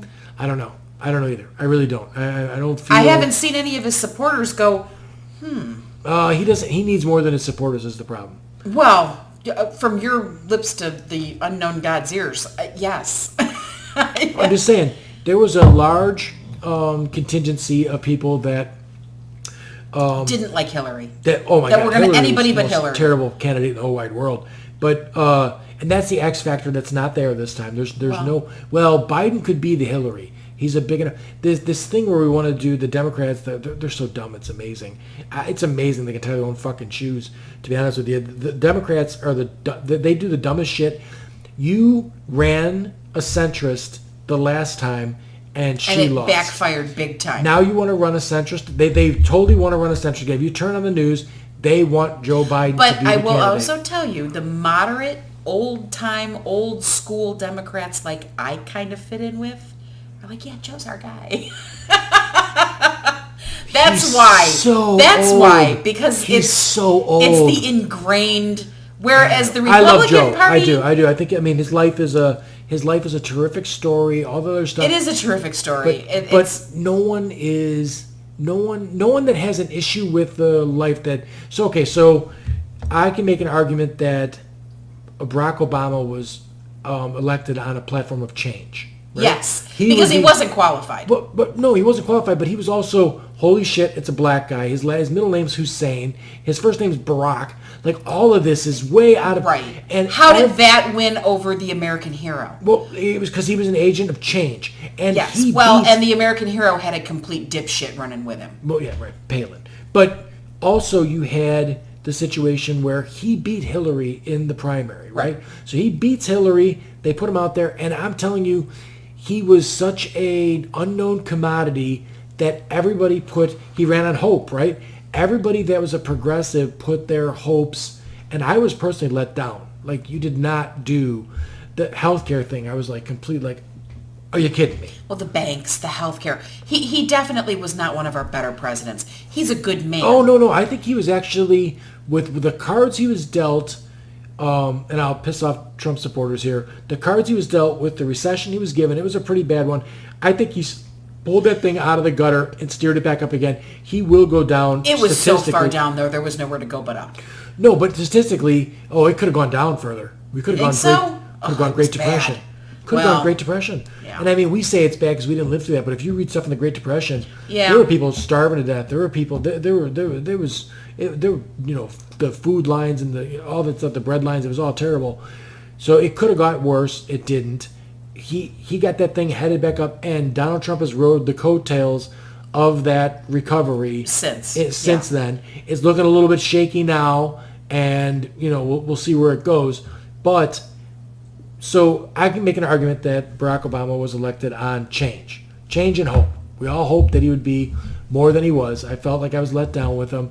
I can make an argument that George W. was elected on change, because George was the guy you want to have a beer with. He was... Except that he wasn't our president. Dick Cheney was our president. Well, however that works. But he was the guy that was on the ballot to get elected. So I can make that argument that people just want change. They want what's not... He was certainly not Bill Clinton. Oh, he was not Bill Clinton. Right, so they wanted to change. So, whenever you see... It doesn't matter. And Bill Clinton, economically and everything else... Wonderful. He was an excellent president. Excellent president, and I mean, they were all upset about a blowjob, all that other nonsense, right? Dumb stuff. But George Bush was change. Yes. So you've got this 32% and 32% on each side, which I believe, I don't want, people are gonna be mad, but they're idiots. Both fucking 32%. You're idiots. Stop doing the tribal thing. Start looking at what he's going to do to make difference in your life. If you're dead set, it does not matter if they put you in a coma for 30 years and woke you up and then it was election day, you're like, I'm voting for the Democrat or I'm voting for the Republican. You're a moron. Fucking pay attention to what's going on. If they flip the parties flip the script, right? Lincoln was the progressive. Right. And he was a Republican. Right. The Republican Party at one time was the progressive party. The Democrats were the conservative party. So the party thing doesn't matter. It's what they're going to do for you. But they each have their 32%. It's that middle 36% that makes the election, right? That's who you need. And those are the people that want change. So they're like, well, they voted for Clinton. Everything was going just fine. But they're sick of Clinton, so they want to change. And they vote for George W. So George W. gets us into the wars, fucking kind of destroys the economy. But George Bush didn't, but his Republican Congress, the tax cuts, everything else starts to run the economy into this shitter. We loosen up all the mortgage regulations and everything else. Well, you want to talk about a war machine. But, That's right. Well, they were looking to make money for themselves. Clarion and everything else that they were all involved in. They were making money on that. Halliburton. Right. Yeah. But they ran that thing this way, and then it was so bad that middle 36% wanted to change. This is post 9/11, and we elected a man named Barack Hussein Obama. Yes. I mean, there was that 32% was their hair was on fire. That he was remember the lady that was like, he's an Arab, I can't trust him with McCain. God, yes. And that was McCain's shining moment to be they like, had birthers. Trump was the head of the birthers. Right. Really? Everything they could do to freak out because, that this Barack guy was going to, turn the country into secret Muslims and all this other nonsense, which was, but the point is, he got elected on change. I can make the same argument that Donald Trump got elected on change. He's completely different than any other president that we've ever had. Oh, God, and I'll tell you that. I voted him because he's different, because he's not He was going to throw a wrench into the system, and I believe he did throw a wrench into the system. I think that wrench is going to blow up the Republican Party because this guy, he's a criminal. This dude's a criminal. He is enriching himself. He's flying people to Ireland or Scotland or wherever, and they're staying 3 hours away from where they need to stay. Where they need to be, so they can be in his hotel. So 60 people can get rooms in a hotel that he owns. Yes. Like this. He's completely corrupt. He's completely corrupt and everything else. So the only way that this ends, so that's why I say he can get reelected, because 4 more years of that, sooner or later this thing blows up. So now the problem I have is now it's a ticking time bomb. He doesn't get elected. They elect Joe Biden. It blows up while Joe Biden's on there, and these morons are like, Joe Biden's fault. Well, it was not Joe Biden's fault. That's exactly what's going to happen anyway. Right. Doesn't matter who comes in. If Trump loses to anybody who is left-leaning, it's going to be all their fault if anything goes wrong. Right, as long as it goes wrong after the election. But because none of them are smart enough to look how economics work and how... No, and if you look at what's going on right now, in times... We grew up in the 80s, and my parents bought a house at 14% interest rate. Right, absolutely. The reason that they bought a house at 14% interest rate was because... Reaganomics, right? Things were booming. The stock market was taking off. So they kept raising the interest rates. So then you have a lever to pull when the economy goes to take a dip. Right. We have lowered our interest rates in the quote-unquote greatest economic time of ever. I don't know where anybody's coming up with that at all. Our economic, we're losing money hand over fist. The other thing is we don't have any levers right now to pull if the economy starts to take a dive. If it tanks, we're in trouble. If it tanks, we could be in worse trouble than we could ever have been in before. Which is why gold and precious metals let's explain. So high. Right, but explain, for me, explaining why interest rates are important is, so interest rates control consumer buying, right? So if you can buy a car with 0% interest, you're more likely to buy a car or a more expensive car than you would have bought at 5% interest. So if the interest rates are a little bit higher when the economic times are good, when the thing kind of goes to take a nosedive, they can lower interest rates. It spurs consumer purchasing, helps the economy, and it pulls the thing out of a nosedive. When you no longer have that lever to pull that out of a nosedive, and the economy goes up and down just like it does, what are you going to do? You're going to free fall. You're going to because you can't change anything. Because there's no changing. Right. You've emptied your pockets out on everything. You've got no way to go. And haven't we learned this lesson over and over and over again? Even the housing crash. I worked at a mortgage company during 2005. All right. Yeah, that's bad time. Height of they were buying. Mm-hmm. And I would go with the mortgage broker. I was an assistant. I would go with the mortgage broker and sit at a table in an apartment across from Ford, where a guy was working in a plant. They were apartment people. They had 3 kids. They could afford their apartment, and we were selling them a $400,000 home. Right. And I'd be like, okay, but wait. Yeah. How can this go to that and not fall through the floor? Sure.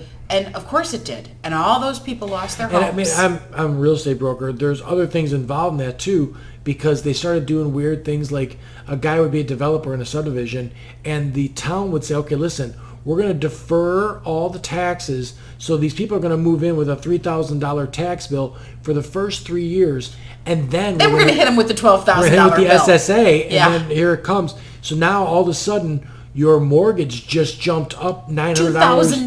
$900 a month, because now you get a $12,000 tax bill. Right. And because things were looking so good and you thought things were going to be good, they went out and they financed 18-month, no payments, no interest furniture. Right. They bought new cars. They did all this stuff. And then when all the bills came due, it was all over. There was no money to pay them. And everybody wants to hear that you can afford that and everything else. They want to have the American dream. People want hope. People want to... Anybody in that situation, if you've lived in an apartment your whole life and you're watching your kids share a bedroom, and then somebody says to you, hey, come here. Right. I'm going to let you live in this house where there's a bedroom for every kid and a big swing set in the backyard. And you can afford it. Right. Because we're going to defer all your interest and we're only going to make you pay this. And then, 5-6 years. And I'd watch my mortgage brokers do this. Well, yeah, 5-6 years when that arm is due, we'll just refinance you and it'll all be fine. Nothing's going to change. Yeah, right. Well, except that they couldn't get the financing Right, 5 years later. Because Right, the interest rates and what they were making. And Sure. Really, the recession that's hit, my they biggest lost their problem job. with Obama. The fact that those bankers got away with that bullshit. And we didn't really nail them to the wall because they should have been. Right. So, I think that the bailout for that was bullshit because they made a situation also where, as a real estate broker, there should have been all of these properties out there for pennies. Banks shouldn't have been, they should have been cutting loose assets like crazy. But because they were funded by this bailout, they didn't have to let those assets go. Right. And that made it that the guy who was working his ass off as a tradesman, who socked away $50,000, $60,000, you know what that guy should have done at that time when there was properties on the market for $50,000? Well, the properties weren't there for $50,000. He should have been able to take that money, buy something super cheap, turn a profit on it, and spur the economy and make this thing work out. But instead, billionaires got billions of dollars to do it. Mm-hmm. But so I can make the argument that all three of those completely different presidents were elected on change. How is Joe Biden change? Well, Joe Biden isn't change. Right. No, Joe Biden is going back to the old-time DNC status quo. I think if DNC puts Joe Biden up there, I think they lose. Well, it's a very good possibility. I think that Joe Biden is Donald Trump's... Well, I don't know. We got a lot up there. We got a lot of guys. Yeah, we don't really, though, because they're only the top 3 or 4 are a thing. So, but... You got to have somebody that the Republicans, that the moderates will look at and say, yeah, okay, I can vote for him. Aren't the moderates... Okay, so let me just ask you this. Are you going to vote for the Democrat no matter what? No, but I never have. No. Against Trump. Well, wait, against Trump, yes. Right. Because I can't. Right. But I'm just saying. Good Lord. If you're in the 32% of Democrats, you're going to vote for the Democrat no matter what. If you're or the independent. If a good independent comes up. But not against Trump. Because then you're going to split your votes. Yeah, right. I get it. So what I'm saying is those aren't votes, and I hate to say that anyone's not important, but those are already votes that are in the bag. Donald Trump's, the mistake I see him making is he's catering to that 32%, like by doing this dumb shit with the wall and all this other stuff. Right. So, I don't understand why you're not trying to appeal to the middle. That 36%. So those people who don't know. Right, I don't know. And there was so many people that were going to vote for Bernie Sanders that decided to vote for Trump, which to me seems ideologically insane, but they were voting for change. That's right. It. Bernie Sanders was change, and then Donald Trump was change as well. But isn't Bernie Sanders also? I mean, he's been around for a really long time. Oh yeah, nobody knew. He's certainly not, but he's in no way, shape, or form status quo. He's completely. And if you look at the way that the everyone's gone, most of the people are running on his platform anyway. Well, right. He is the new face of the Progressive Party. He is the grandfather of it, as far as that goes. And I'm not. I canvassed for him, or I didn't canvass for him. I phone banked and all that stuff for him when he was running the primary against Hillary because I was not for Hillary. I ended up voting for Hillary. Didn't matter. I live in Illinois, so it wouldn't have mattered anyway. Right. But the situation with right now, I don't really know. I'm fine with. I want someone that beats Trump because of the judges situation, but I'm not so like I'm not if Trump wins again because they ran Biden, I'm not gonna. I was the least upset guy in the world that Hillary Clinton lost. Well, I voted for it. I know. wasn't upset. I was like, I don't care. That was not going to be changed. She was not going to. Joe Biden was caught on an open mic saying to a bunch of billionaires that don't worry, nothing's going to change. Oh, Right. I'm done. Well, yeah. I'm out. Yeah. Dude, there's people that need change. There's people that fundamentally need change. When you're talking about, you want to spur the economy. If all you're worried about is jobs and the economy, then forgive all college debt. Because you know what? Now those people that leave college and get a job, they can buy a house. They can buy a car. Before they couldn't. They're going to go live in their parents' basement and start paying that debt off. That debt has become so much that they're bankrupt already when they start out. Oh, yeah. So the economy's not getting anything from this situation. A bunch of rich colleges are getting the thing from the situation. That's it. So if you want to make the economy better, Joe Biden's not talking about college debt forgiveness and stuff like that. No. Joe Biden's not talking about Medicare for all. Joe Biden's talking about trying to fix Obamacare and put a public option in there. That seems crazy to me. If you're telling me that there's a public option and that means that there's going to be a post office sort of situation that you can purchase your health care through here, and this company will not make the 30% profit that Blue Cross Blue Shield makes, who's going to buy Blue Cross Blue Shield when you can buy it with... So there, from my understanding, 3% of health care goes to clerical. So that's to the person that pushes the paper around to make sure that this gets paid, that gets paid. He collects the money. He's the guy who has the job at the insurance company. 30% of the money goes to the guy on the yacht who's making the $49 million a year as the CEO and the higher Just because ups. he's there. Just because he's got this great idea to have this casino that figures out exactly how much to charge you so they make a ton of money. And then the other money from the situation goes, so 30%, 3% for clerical, that's 33. The other 67% is the actual healthcare system, which our healthcare system also needs to be reformed because there's way too many vice presidents and people sitting in administrative positions in hospitals that you're not doing a job. You're just collecting a paycheck. You're not needed. If you go to other countries and look at their systems, they don't have so many overseers. There's a lot less VPs and stuff like this. So those jobs need to go away.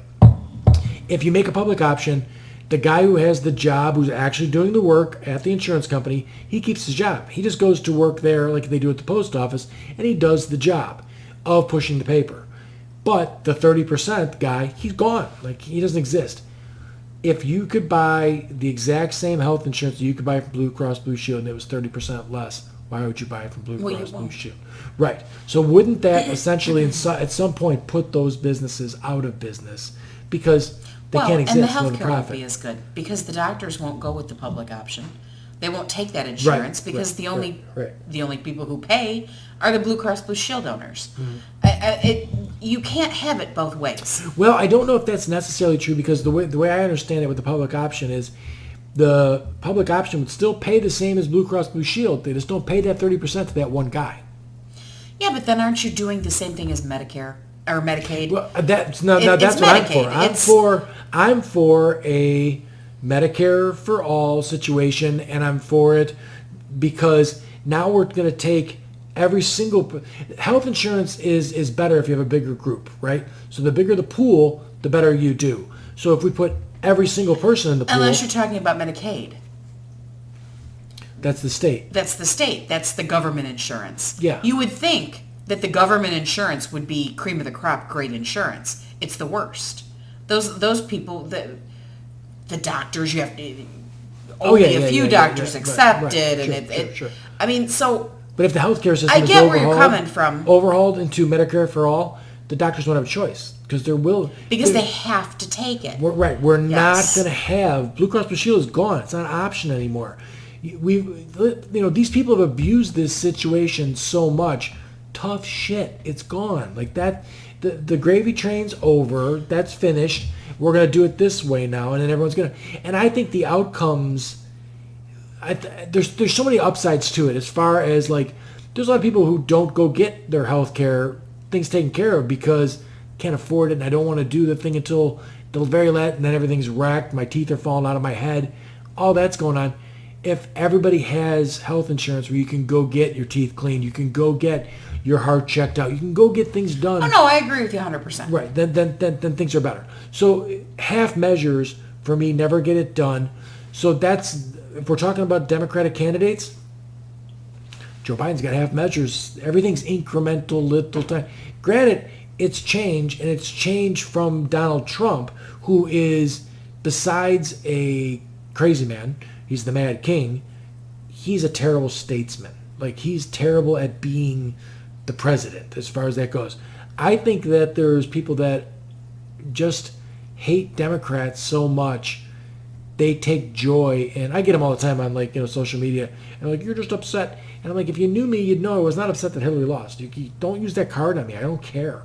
But I saw a hat that said Trump 2020 make Democrats cry. Like, and that was a hat that people could buy. Stupid. It's just dumb. It's like, that's your goal in life, is to make a Democrat upset. People are forgetting that we're all in the same country here. We're all in the same boat. Right. If Right. I get health insurance, so do you. Right. If something good happens in this country for me, then that same good thing is happening for you. So for you, though, Joe Biden's your guy? No. No. Okay. He's not my guy. I didn't say that. I'm saying, in fact, I can't even watch the understand. news nowadays, because if they keep telling me that Joe Biden's the guy. Well, they told us Hillary was going to win, and that was a crock of shit. Right. So, No, until they made Hillary win. well, I'm talking about the election between her and Trump. Oh, yeah. Nobody Well, expected they told that you to that happen. Hillary was going to beat Obama too. Right. For sure. There was no way. He was never going to do it. So I mean, I have no faith that Biden's going to be the guy. And the other thing that I look at is they keep pointing to this poll, which is really, really tightening. Biden keeps losing ground, and Warren and Sanders keep gaining ground. Now, if you take Warren and Sanders, they're the two progressives, right? Those are the two. Is there somebody more progressive than those two? I don't know that anybody's had an opportunity to be more progressive than those two. Right. Like, they have the biggest platform. Right. But as far as, like, I mean, Elizabeth Warren has a plan for everything, right? She's got a plan. I got a plan. That's her whole slogan is, I got a plan. These are the two most progressive people, and they're running at like 21 and 24%, right? Like the two of them are somewhere 19 and 21%, and Biden's running at like 24%. Right. If you add up these two, they smoke Biden. If they combine forces, Well, they'd be where would unbeatable. right. If one of them dropped out, where would all their votes go? Well, right. To the other one. To the other So, one. like, there's a way bigger... The news keeps showing you these numbers, and people are so dumb. And I'm sorry, Democrats are fucking stupid. Like, how many times you got to do the same thing and have the same thing blow up in your Well, face? It's the definition of crazy. Right? If you don't... Like I say, if you run... I said it when Sanders run. If they run Hillary, we'll lose. And I remember being a guy that was saying...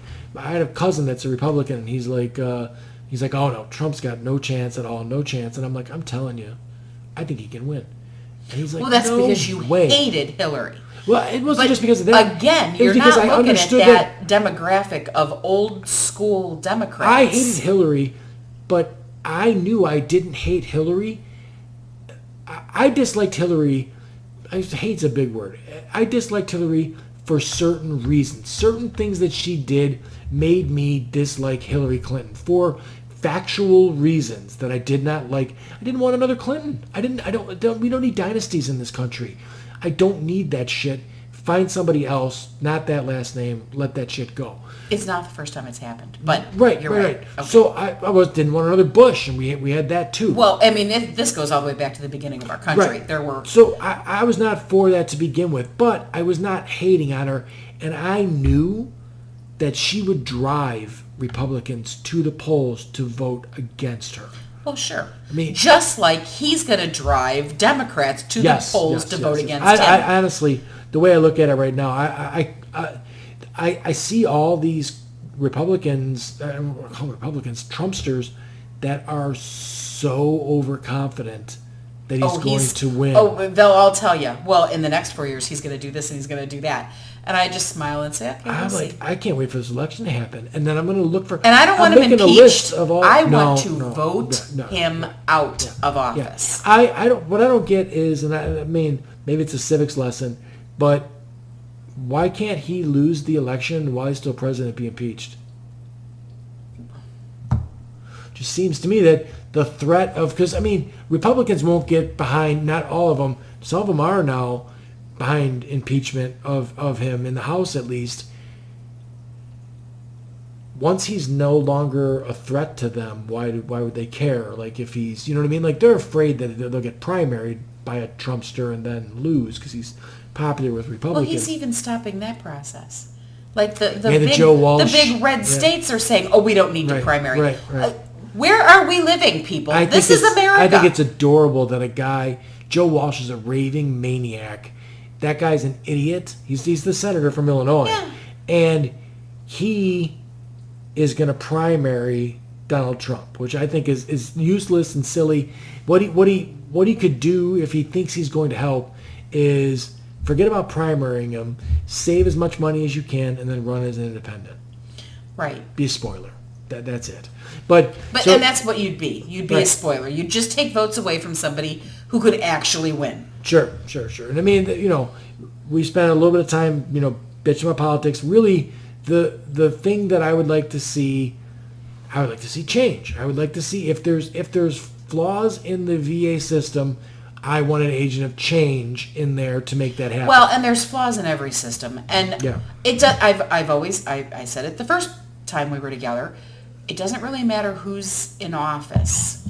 There's always going to be problems with the system, with the VA system. Every system's going to have problems. You can't avoid. You buy a car, things go wrong. Right. With it. If you have no car, nothing's going to go wrong because you have no car. Because you have no car. Right. So I would like to see families, takeaway. So yes, if your family member is in a veteran's home, go check on them. Yep. Make sure that what's going on is on the up and up.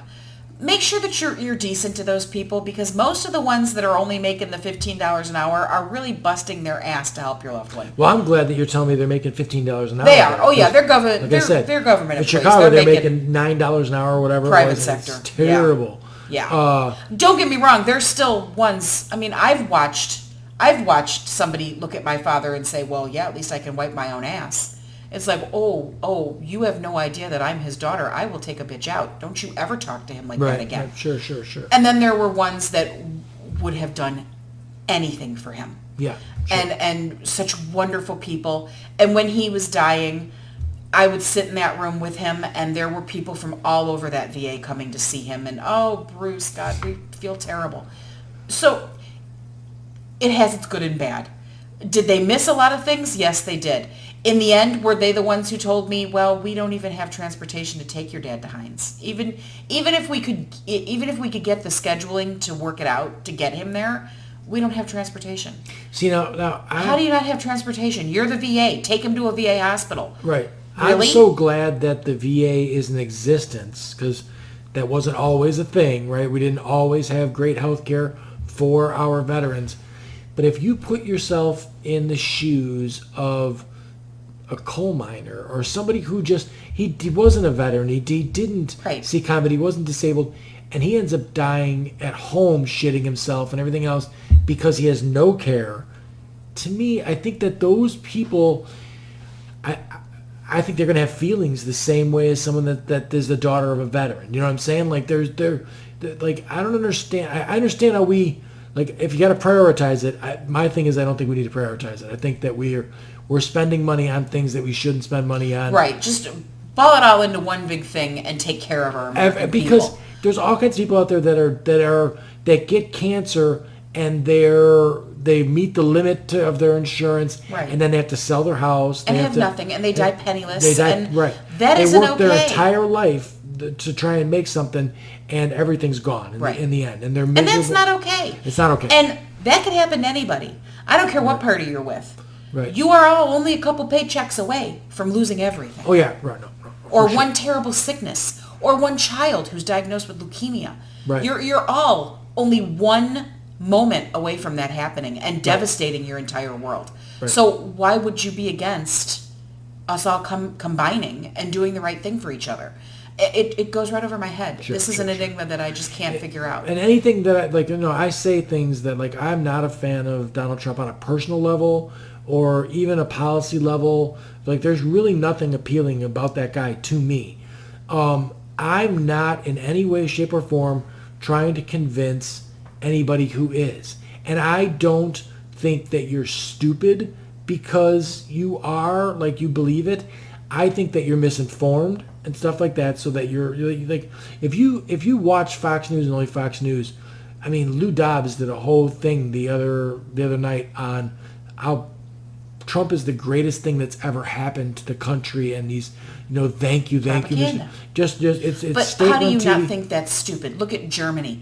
They have the same kind of propaganda. They were firing people and killing them. Well, I mean, they and wanted to everybody fire was the, just Hitler. They wanted to fire the people at the National Weather Exactly. Association because they went against and said that no, it's not going to hit Alabama. How are you an American, knowing, having had to have taken Mr. Brill's Constitution test? How can you look at these things going on and be like, America?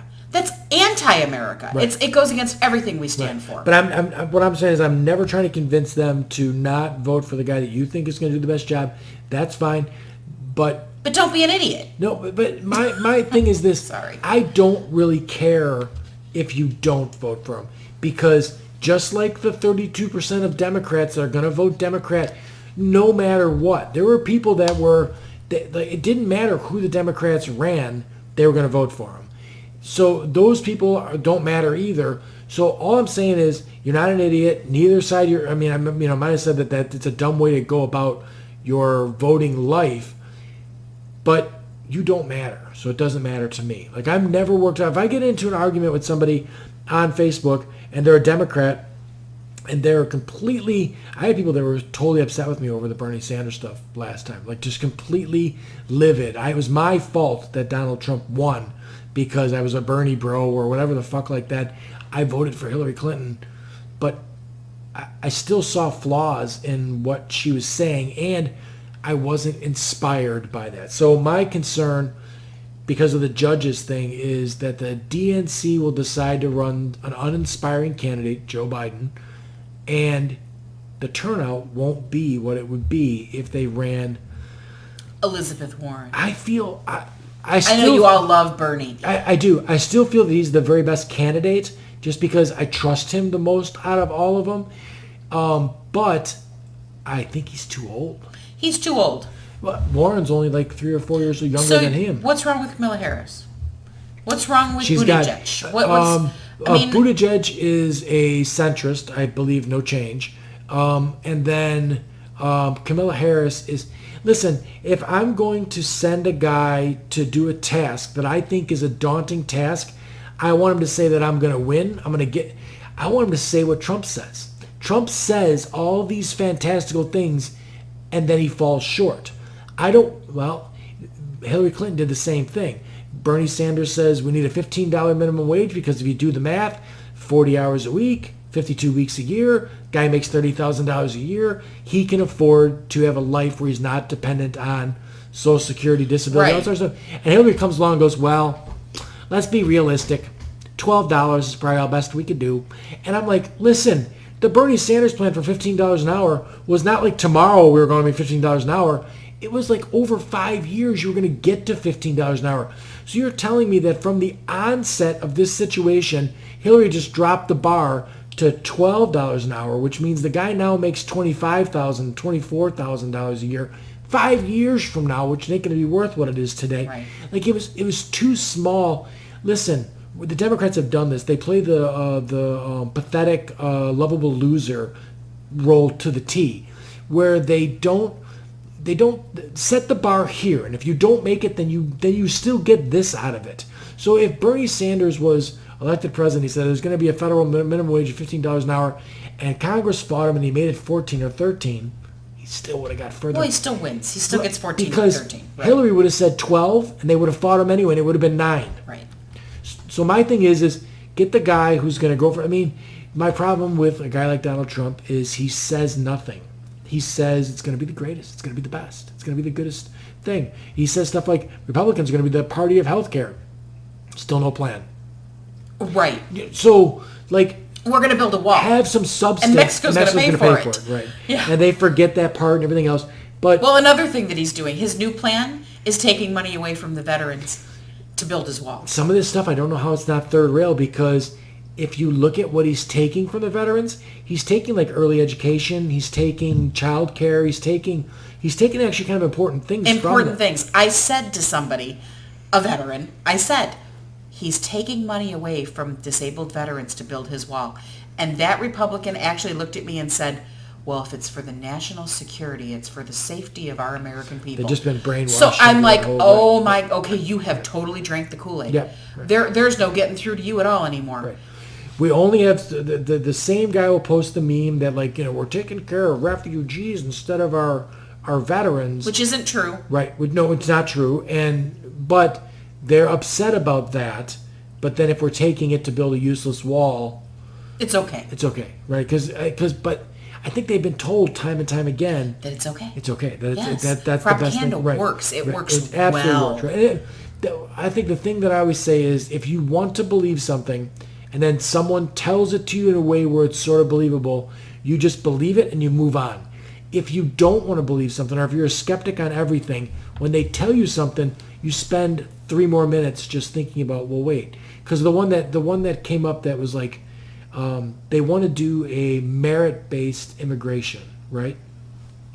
So it was on the news, and Donald Trump and his cronies were on there, and they were like, listen, we want to change our immigration system to like other countries where we do it by points, and we want to get the best people for the country. So we want people that have PhDs, we want people that are, doctors and this and that, and engineers and everything else, and we want to bring the best people to the country. Now, when you listen to all those words and you want to be on that side, you go, that's great. Mm-hmm. That's awesome. Because it sounds great and it sounds awesome. But when you stop and think about it for a couple minutes and you go, all right, so wait a minute. You were upset that Mexicans were coming here because they were taking your jabs. Now you're only going to get the jobs that are good jobs taken from you. So when I came out of high school and I had, 7 or 8 jobs I'd like to have, strawberry picker wasn't one of them. Right. Watermelon picker wasn't one of them. No. So why are we saying those people that do those jobs can't come in, but the guy who's already got the degree? Listen, let's work on our education system, educate our own children that are already here, 2nd generation, 4th generation, 5th generation Americans, have them have those jobs, have the entry-level people come in to take the strawberry picker job and everything else, and then they can afford to put their kids into our great educational system so then they can get the great jobs. Because now you're talking about Americans, not foreigners, getting all the good jobs. It sounds familiar, like the way it's been working for the last... Right. But when you first hear the sound bite, and if you want to believe it, then it sounds great. Yes. If you want to it's believe the same it, thing with it everything. Sounds right. great. You can click your heels together and say, I want to go home. A wall is going to do this great thing and everything else, and then you think about it, you go, oh, well, most 60% of the drugs come in through ports of entry. Right. It doesn't really work. El Chapo keeps digging tunnels underneath the fucking wall anyway. Right. That doesn't stop anything. So the wall is like billions of dollars of wasted vanity project. Totally wasted. Right. That's not going to do anything. Yeah, no. So you're going to keep the single moms or the families with their little kids that are just looking for a better way of life out. That's all you're keeping out. None of the bad guys. The hardened criminal. The really bad guys. The hardened criminal with the money is going to find a way to fly it over. Absolutely he is. Right. So, I mean,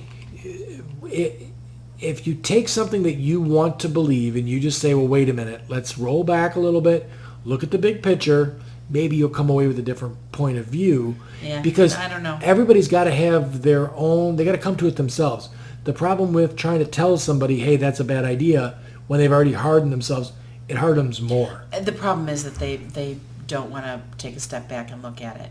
I've had Republicans actually say to me, I don't care about facts. Yeah. Obviously. That's awesome stuff. Yeah. Right. I don't know. So we might be too far gone with some of these, with some of this. No, I think you are. I think you totally are. That's fine. Nixon had a 28% approval rating among Republicans or I think among everybody when he left office. So there's people that no matter what happens, they're just. And he is still, to many Republicans, considered a great man. Right. So much nonsense. But so you've seen the Democratic debates.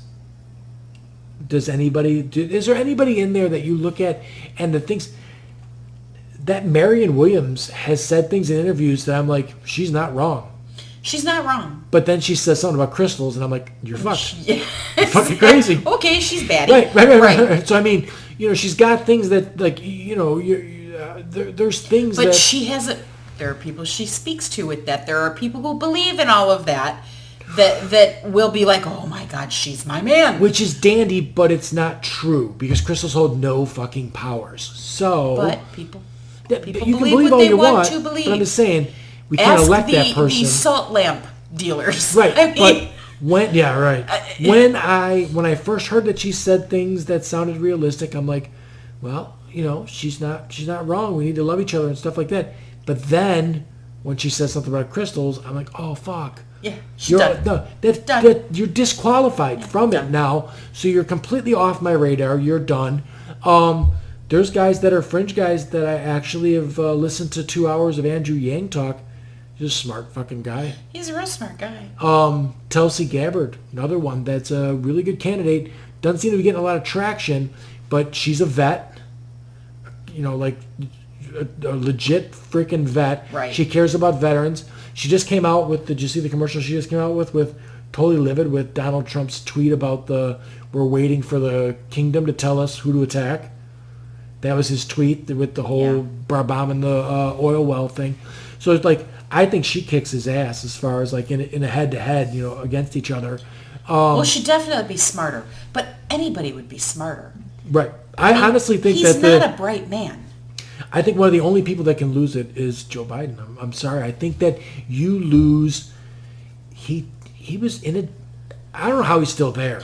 He was in a debate saying, "You play the record player."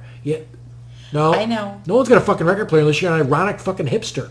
What the fuck are you talking about? There's no one's even hardly watching TV anymore. That's not a thing. Like, fucking what the fuck? He's what, 77 or something like that. Yeah, he's not the best guy. Like, are you kidding? I don't know. When you look at them all, though, who is your best guy? It's still too early for me to tell. I can't give you my. I believe that we're all going to get behind whoever is against Trump, because.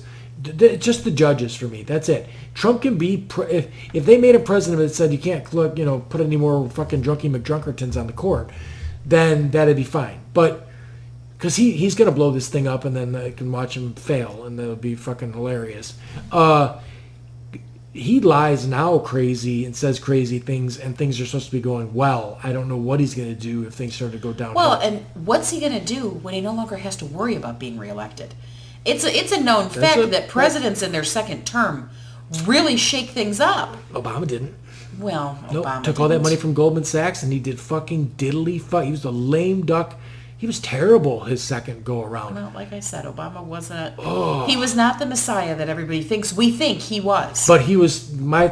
I guess my only point with that guy is he got if you're talking about electability, change is electable. Well, and he was a likable guy, and he was a good man. Terrific talker. Trump is not a good man. No. It never was, though. Horrible. He's always. I mean, he's not hiding it.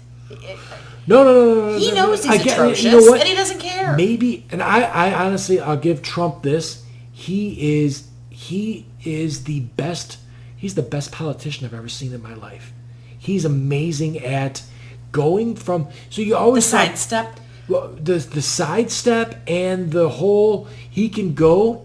Put his finger in the air and go, all right, this crowd wants me to say this. Right. He'll say this there, then go there and say the complete opposite thing. Like that crowd wants something just different. Like videotape doesn't exist. And you can just make him like, and it's again, crazy. It's not mattering because they all still think he's that's great. Fine. I believe that most of the people that are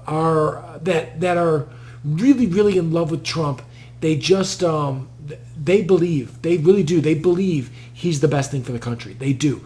Because they believe things that aren't true. They believe things that, like, black and Mexican people are there to ride the system and steal all the money, and all their money and their taxes go to that stuff, and it's just not true. 67% of your taxes go towards the fucking military industrial complex buying tanks and jets and shit that we shouldn't be using anyway, because you can't bomb a country into not hating you. That's not, you bomb them and then they hate you more. Right. So, your money's going towards things that you don't want to pay for either, aircraft carriers and shit like that. That's a lot more expensive than the person that's getting $400 worth of food stamps a month. So, like I said, the aircraft carrier goes out to sea, does whatever it does. The food stamps go right back to the grocery store, and it goes back into the economy. But I believe these people believe that he's the best thing for the country, so they are doing what they know best to make the country better. I really do. I think that most of them come from a good place. There's a couple of them out there that are, douchebags they just like it because they think it makes Democrats cry. I don't think it makes Democrats cry. Friday night you'll be here, and we'll have a bunch of people out for our heathen, our heathen dinner. Dinner, and about a $60 huge pork roast, 9 pounds of pork roast, and it's going to be good. But none of those people, and there's some of the most devout liberal empaths that I know, cried about... Oh, God, no, they got pissed. They got pissed. They put on the pussy hats. They went and marched. They did all this. Oh, God, things. Yes. It actually motivated them. So this fallacy that these, little roly-poly... Oh, the snowflake thing just makes me laugh. The fallacy of that these literally roly-poly, guy in California that we both know who thinks that we're all crying and everything else. Oh, so wrong. It ain't happening. And your little fantasy of that is wonderful. You're, knock it off. Like, no one cares that much. All you're doing, every time, and I have been saying it since the beginning, the more Donald Trump bees Donald Trump, the more motivated people get to make him not. If Donald Trump is so right and so popular and so good, why are there, I think there's 3 Republicans primarying him right now. Walsh, the guy that was run as a libertarian last time, and the Appalachian Trail guy. Well, right. So they're primaried him. So, yeah. And that's, I think wasn't Obama primaried at one time? I don't remember. Maybe. The second time out? I don't know. All I know is it's going to be, next year is going to be maddening even for the most politically involved. I'm going to stay off of social media because I don't want to argue with people about stuff. And I don't like to argue. Facebook, to me, it's like, yep, nope. I'm done. I'm done arguing. I'm done posting about it. I'm done. When the thing went down today, I just backed away because I'm like, I'm done with that. I'm not even going to. And I value everyone's opinion. I would rather that we had a discussion that was productive than anything. If it has to, at some point, go to fuck you, and then it comes back, well, then it's okay. But for the most part, I think a discussion in person is better than a discussion. I would sit down with half these people, like I said, big long trail on Pat Murphy's wall the other night about, growing up in the square and where we all came from. Right. And half the names on that list are people who have called me names because I don't believe the same thing they believe. Right. Sure. So, no, it's not worth it. I'm not going to fight with my old childhood friends. I actually gravitate towards, some of those people are the people that I like to talk to the most, and we have some of the most engaging conversations. Right, face to face. You can't argue there on are seriously social media. Times that it's I know, ridiculous. right, there are people that I know like me, and I like them, and we get into a thing on Facebook, and I start thinking, man, maybe this guy doesn't like me. And then I go have beers with him for a couple hours, and I'm like, we get along fine. Right. Everything's good. It's easy to be a keyboard warrior. Yes, right. Well, I think that you do things like you do in my analogy is the car versus the grocery cart. If someone cuts you off in your car, you'll flip them off, call them a cocksucker, all that other stuff. Right. But in the grocery store, if someone cuts you off, you would be like, hey, fucking cocksucker. Right. Unless you were Bruce Pletch. Right. And then you would. There you go. Now, I only met your pops a couple times. Oh, yeah, your dad was totally. I'm terribly sorry that it went the way it did. I wish I had more time with them. I definitely want. We kind of went way off of the whole sure. That's what veteran topic, but right. It is what it is.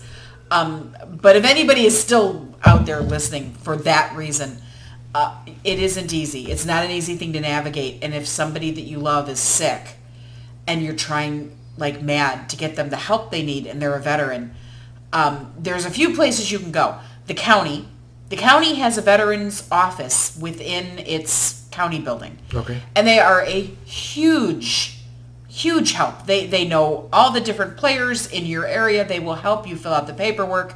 They're fabulous at it. So go to your county and utilize that person sitting behind their desk because they're great. Right. Get online and really, really do your research. I had no idea. Being in the game as long as I was and knowing everything that I knew, I had no idea that my father, because my dad bought the house because for a VA loan, it was a much better rate. He got a much better deal. Yep. So the house is in his name. Yeah, and I think that a veteran should, I hope that there's someone, a caseworker in their path somewhere, because as a real estate broker, there are all kinds of programs that you can, if you make the right decisions, and even if you're a guy who's not making a ton of money, you can definitely manage it correctly and make it out of this situation. They make it very good. Veterans can get a home. They do their best for that. Absolutely. But absolutely. Did you also know that if you're a veteran who's 70% disabled, who has a life-threatening illness, you can purchase insurance through the VA so that your house is paid for when you die. Oh. Well, even if you are terminally ill. Had I known that, oh yeah, hell yeah, we would have jumped on that bandwagon. Sure. But didn't know that at the time, and now he's gone and it's too late. No, right. So there's a lot of things that it's like, had I known.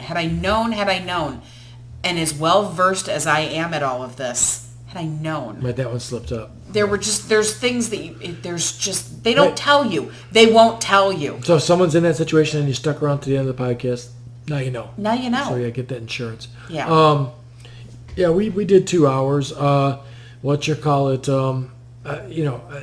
I can't stress enough that I'm so glad that the VA exists, and I believe that they do every bit of it. And I think that someone ought to take a real good look at those programs to make sure that everything is being done correctly. And I'm sure it's a daunting task, because there's so many different things healthcare-wise that could go wrong with somebody besides diabetes and like all the other things that could make it different.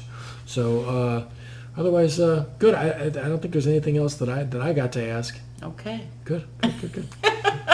Once again, thank you, Bill. Right. No problem. Every podcast I say it, I'm always harping on, please. I see the numbers for watching, and they've gone up quite a bit. I have 2 more podcasts next week coming, which I'm looking forward to both of them. Please, the little subscribe button that's down in the corner, just click it. It does nothing. You're not going to pay for anything. You're not going to get phone calls from me or anything like that. Although that would be great. There's a lot Hi, more. this is Bill Gagner. Thank you so much for listening. There is a lot more people watching it than subscribing as far as that goes. I think I've got like 64 subscribers right now or something like that, which is great because I've only been at it for about 6 months. But I'm like 1,500 minutes a month of people watching the thing, and a lot of the months I was doing 2 hours of, that was my total 120 minutes that I did. So 10 people watched the entire podcast, which I don't think anyone watches the entire thing all the time.